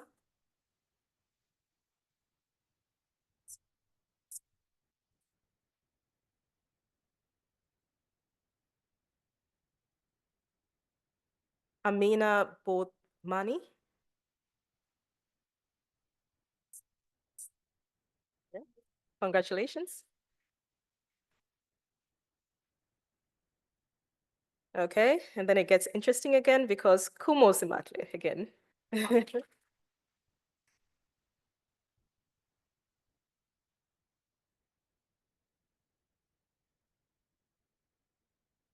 Congratulations.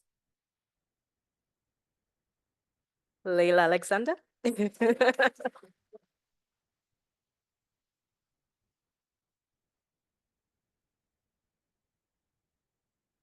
And last but not least, Takira Ali.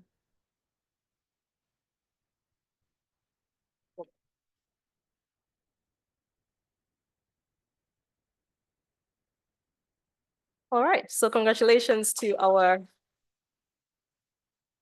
trivia awardees. Excellent work. I hope that everybody learned something from just engaging with those. We still, Sister Lily, please don't go away. We still have awardees from the online pre-course. This is basically the list of the top scorers and those, as well as those who completed on time. So it is my honor to call upon stage number 1, Sonia Bota.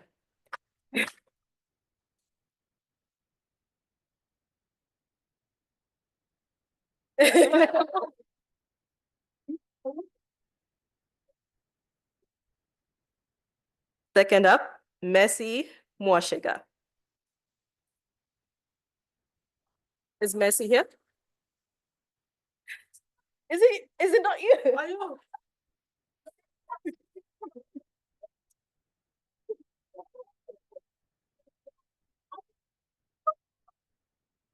Hey, Daddy.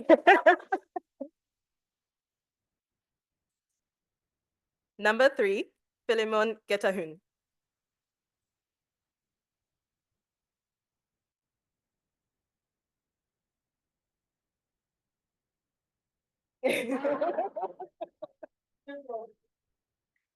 Number 4, Munyaradzi Tinaro.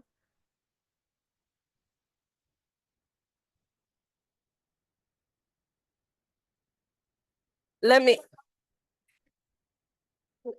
correct myself, Professor, Dr., CEO. And last but not least, Sarah Nyangu.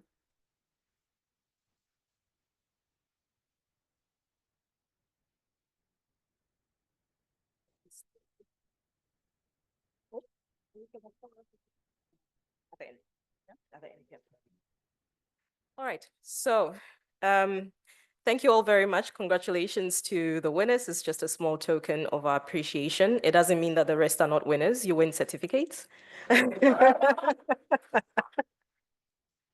But I want to be quick. I've been asked, well, I asked myself to close our 5-day session. I, for one, have learned a lot from all of you. I think it has been very enriching. It has been engaging. The topics we've discussed have just been really, really good.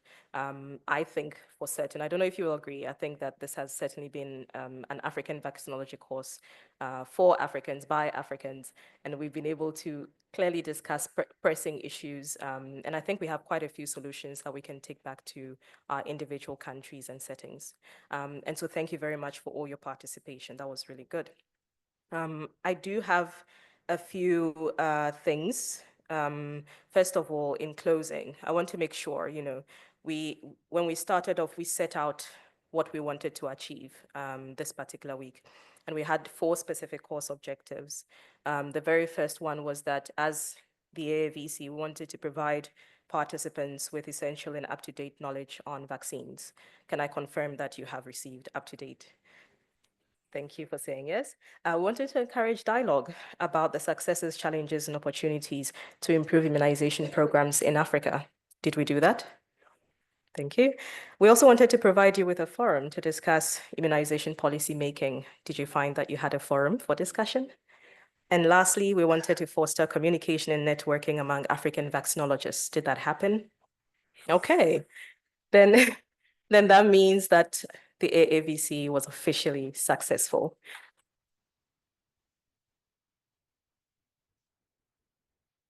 I know that many of you have questions both in person and online about, where you can get the resources and the recordings. And I can assure you that we will make sure that you have access to both the slides and the recordings. Please do give us some time. We have to confirm with our speakers if we can share slides with you. We have to prepare them in a format that you can access it. And the same goes for the recording. So please, the more you email us, the slower we are. So give us a week or two to just make sure everyone gets home, and then we will make sure that you receive all the necessary course material. So I also have quite a few people to thank. This course would not be possible without the efforts and commitments of various individuals who have contributed to making sure that we can get this going. So first of all, I'd like to thank our partners at the hotel. Did you enjoy the venue? Yeah? You're not just saying it right here. Okay. So we'll tell them we'll come back, because we've been here 18, 19 years. So it just goes to show we're happy here. So would like to thank the hotel management and the chefs and everybody that's involved in supporting you. Would also like to thank our travel agency. Ruth has probably been in communication with many of you that had to travel here. And so would like to thank them for their support in getting you all here. A special thank you to our faculty.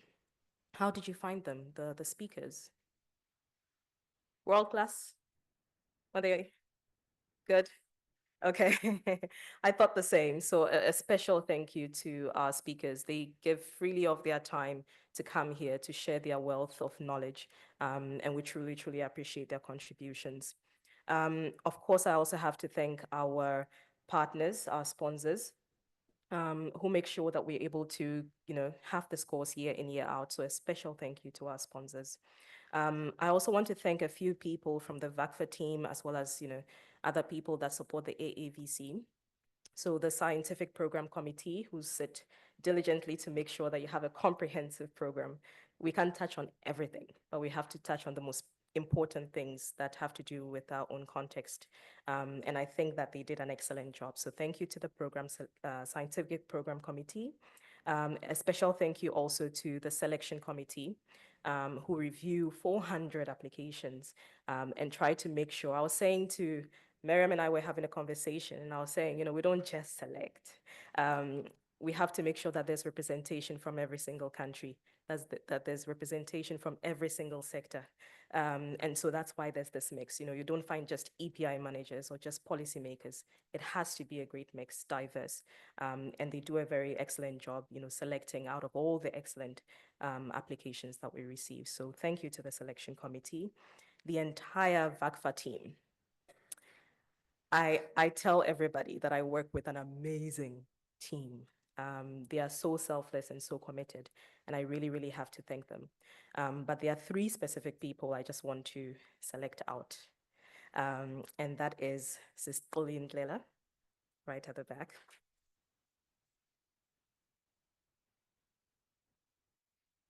I also have to thank Salim Satadin. And a special thank you to Alana Kisa. She's not in the room, but thank you to her. I mean, if you want to meet the most hardworking, committed people, it's the entire VACFA team. But this year has tried us with this AAVC. And these people are still standing, and I just want to thank them for their excellent, excellent efforts. Thank you so much. Also, I would like to thank probably the most important people. We can get all the money and get all the programs and get everything together, but if we don't have an excellent group of participants, then we'll just be sitting in an empty room. You have been amazing. You are the best cohort ever.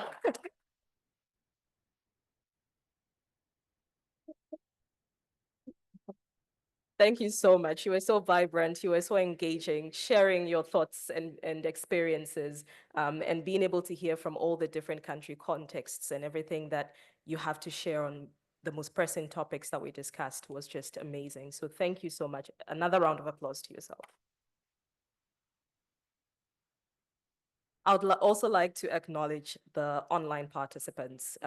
It is very, very, very, very difficult to sit on the other side, to not be in the room and not have complete clarity on what's happening. The time zones are another thing, and being able to step away from your day-to-day work to just sit online and continue to engage is amazing. The online team, you might not be aware. I've been trying to spend as much of time as possible with them, and they've made the course their own on the other side. They were having a whole AAVC by themselves. And so another massive congratulations and a thank you to the online team.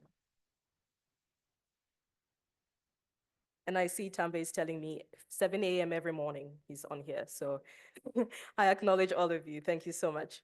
So I think that is the bulk of what I wanted to say, and to say that this has been really, really good. We've all really appreciated it. And we wish you safe travels. Don't leave yet. There's still a couple of things, including your certificates, that we have to sort out, but we wish you safe travels. Please let us know, once you arrive, because we do want to know once you're back home. But as soon as you touch your front door, we need to start planning for the 20th AAVC. And so let us know. And so with that, I think I'll pause here and hand over to Salim. Salim is going to do today's course evaluation, and then the very last thing is going to be the certificates, please.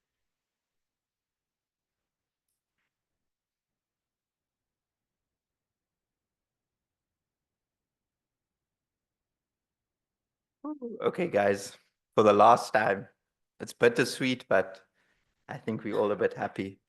Before I start, do you know when people are always thanking others and whatnot, they're always humble and they forget themselves? Don't forget, no, that Adina was the machine behind this whole thing. And she sometimes forgets it, so please.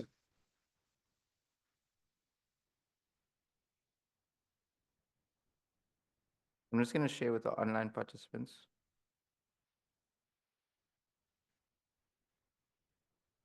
On average, we got around 65 a day.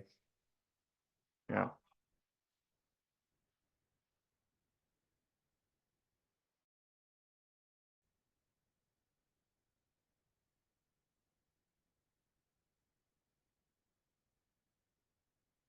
Okay.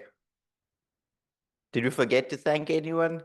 Grant, our AV guy, thank you very much. He's the one made sure the mics were working, the projectors. Thank you very much. He's here very early. Thank you.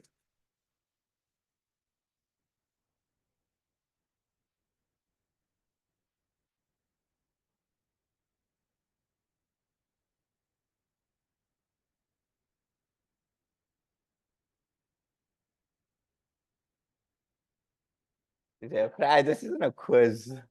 No, there's no prize.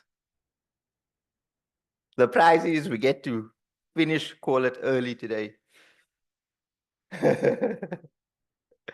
Are we all good? Ready to go? Okay, cool. So I saw everybody busy taking pictures this week. There's a button there that allows you to show us pictures you took. Share some of them with us. From the AAVC.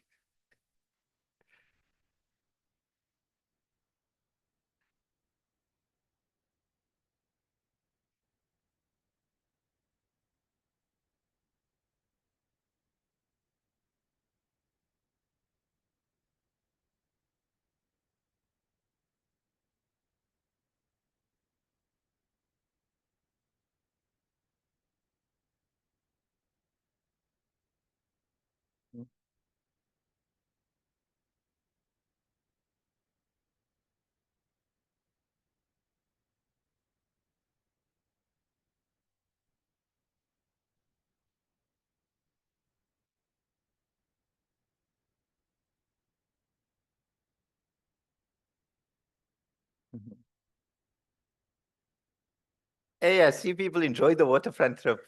Good, I'm glad.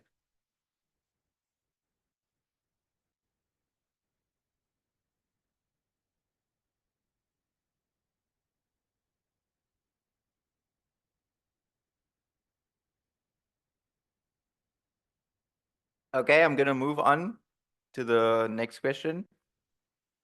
Thanks for sharing the pictures. So how useful was the information presented in the session that Dudu gave us, leveraging health systems strengthening to enhance immunization policy and implementation in Africa, the first session of today?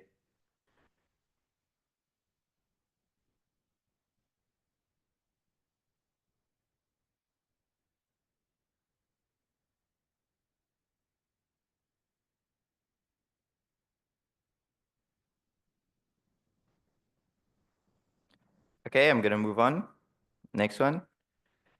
So the session on the NITAG support hub, strengthening evidence decision making in Africa. How did we find that?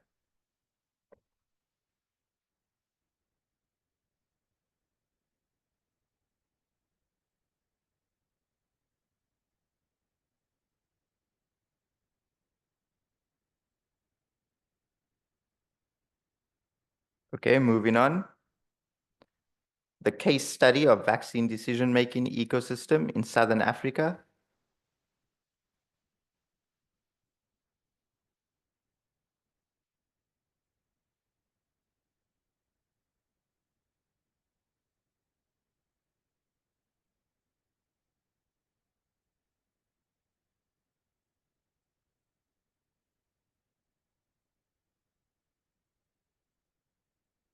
What about the session on the strategies to understand and improve vaccine confidence in Africa? Did you think it's important and you're going to apply it, or not really?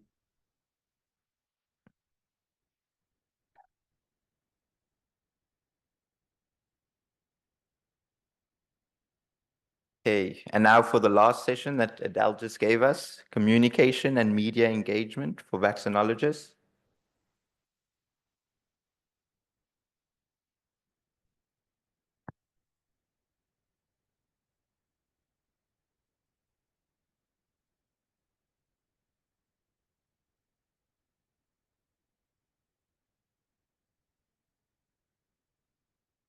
Okay, and for the last time, let us know what new thing have you learned that is applicable from these sessions? What are you going to keep with you going forward that will help you in your career, in your life, anything?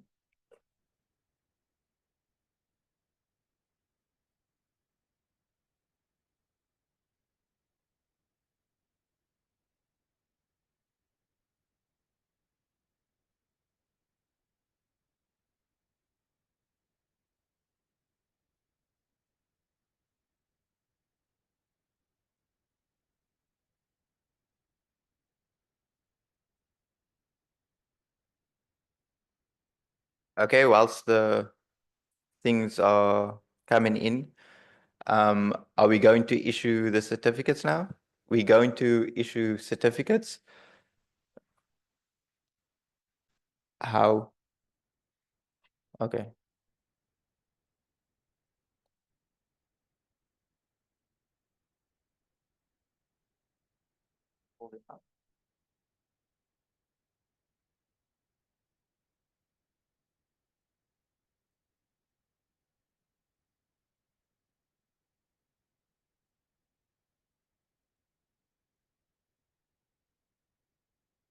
All right, so we'll be very quick because we're running over time. So here are the certificates. Congratulations to everyone. Mamadou Diallo. Not in here, that's fine. Amina Adam Nur Abugarda.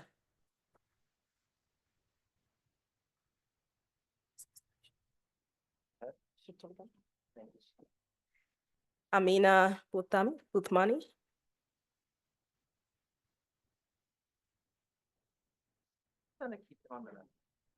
Sure. Anesu Wenger.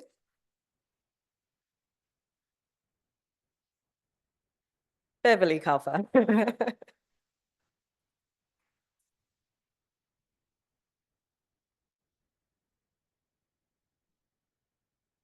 Atang Lebita. Bernadette Nkanta.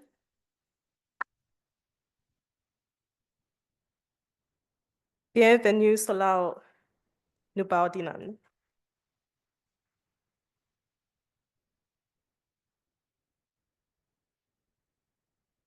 Bright Adoble.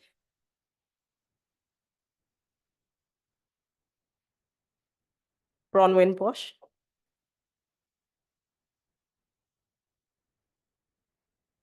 David Sheku Sese.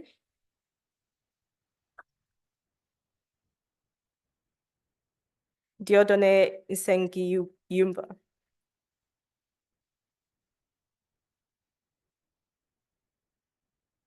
Dilshad Bray. Not here. Philemon Walilin Getahun.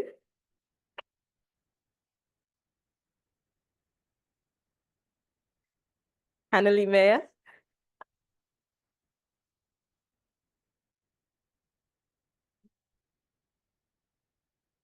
Helena Rabi.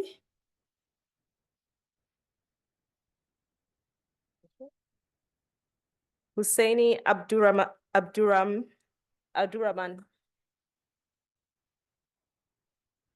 Iman Belkurati. Irene Atim.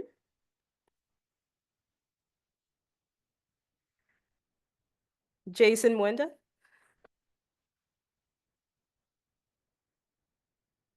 Juma Howell.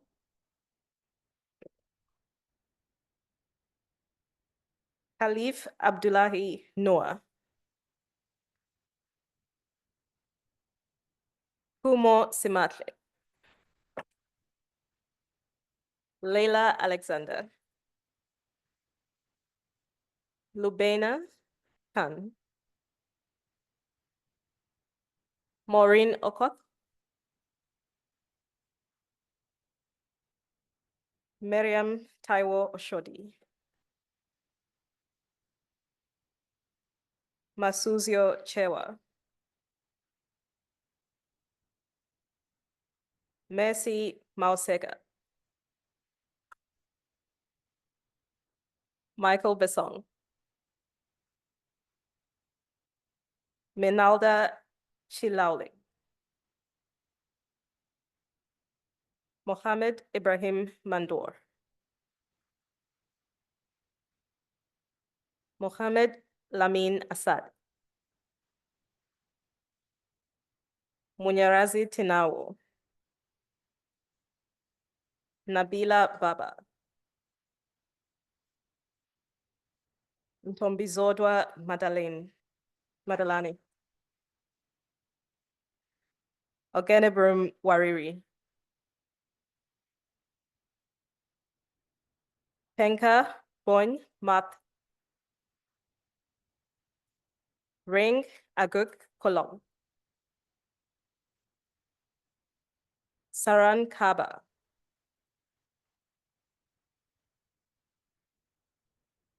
Sarah Nyangu. Sipiwe Kumalo.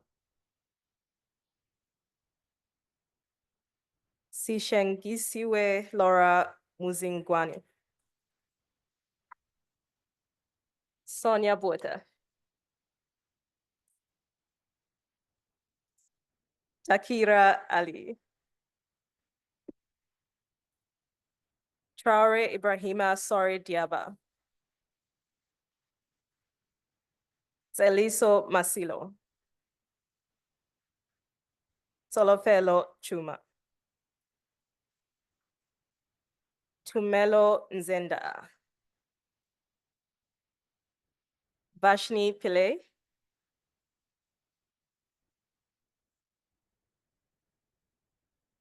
And that is it.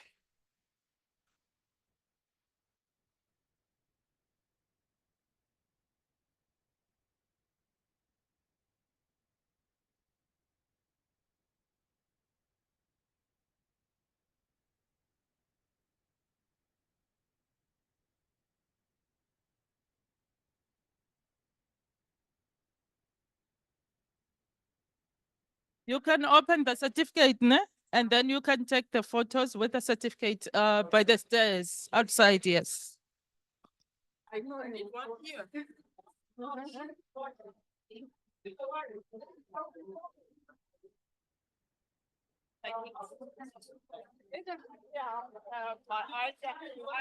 I need citizen and a bait. Oh, okay. Okay. Not even going to enjoy lunch. But it's better soon, man. Oh, well, it was good to be with you all the week.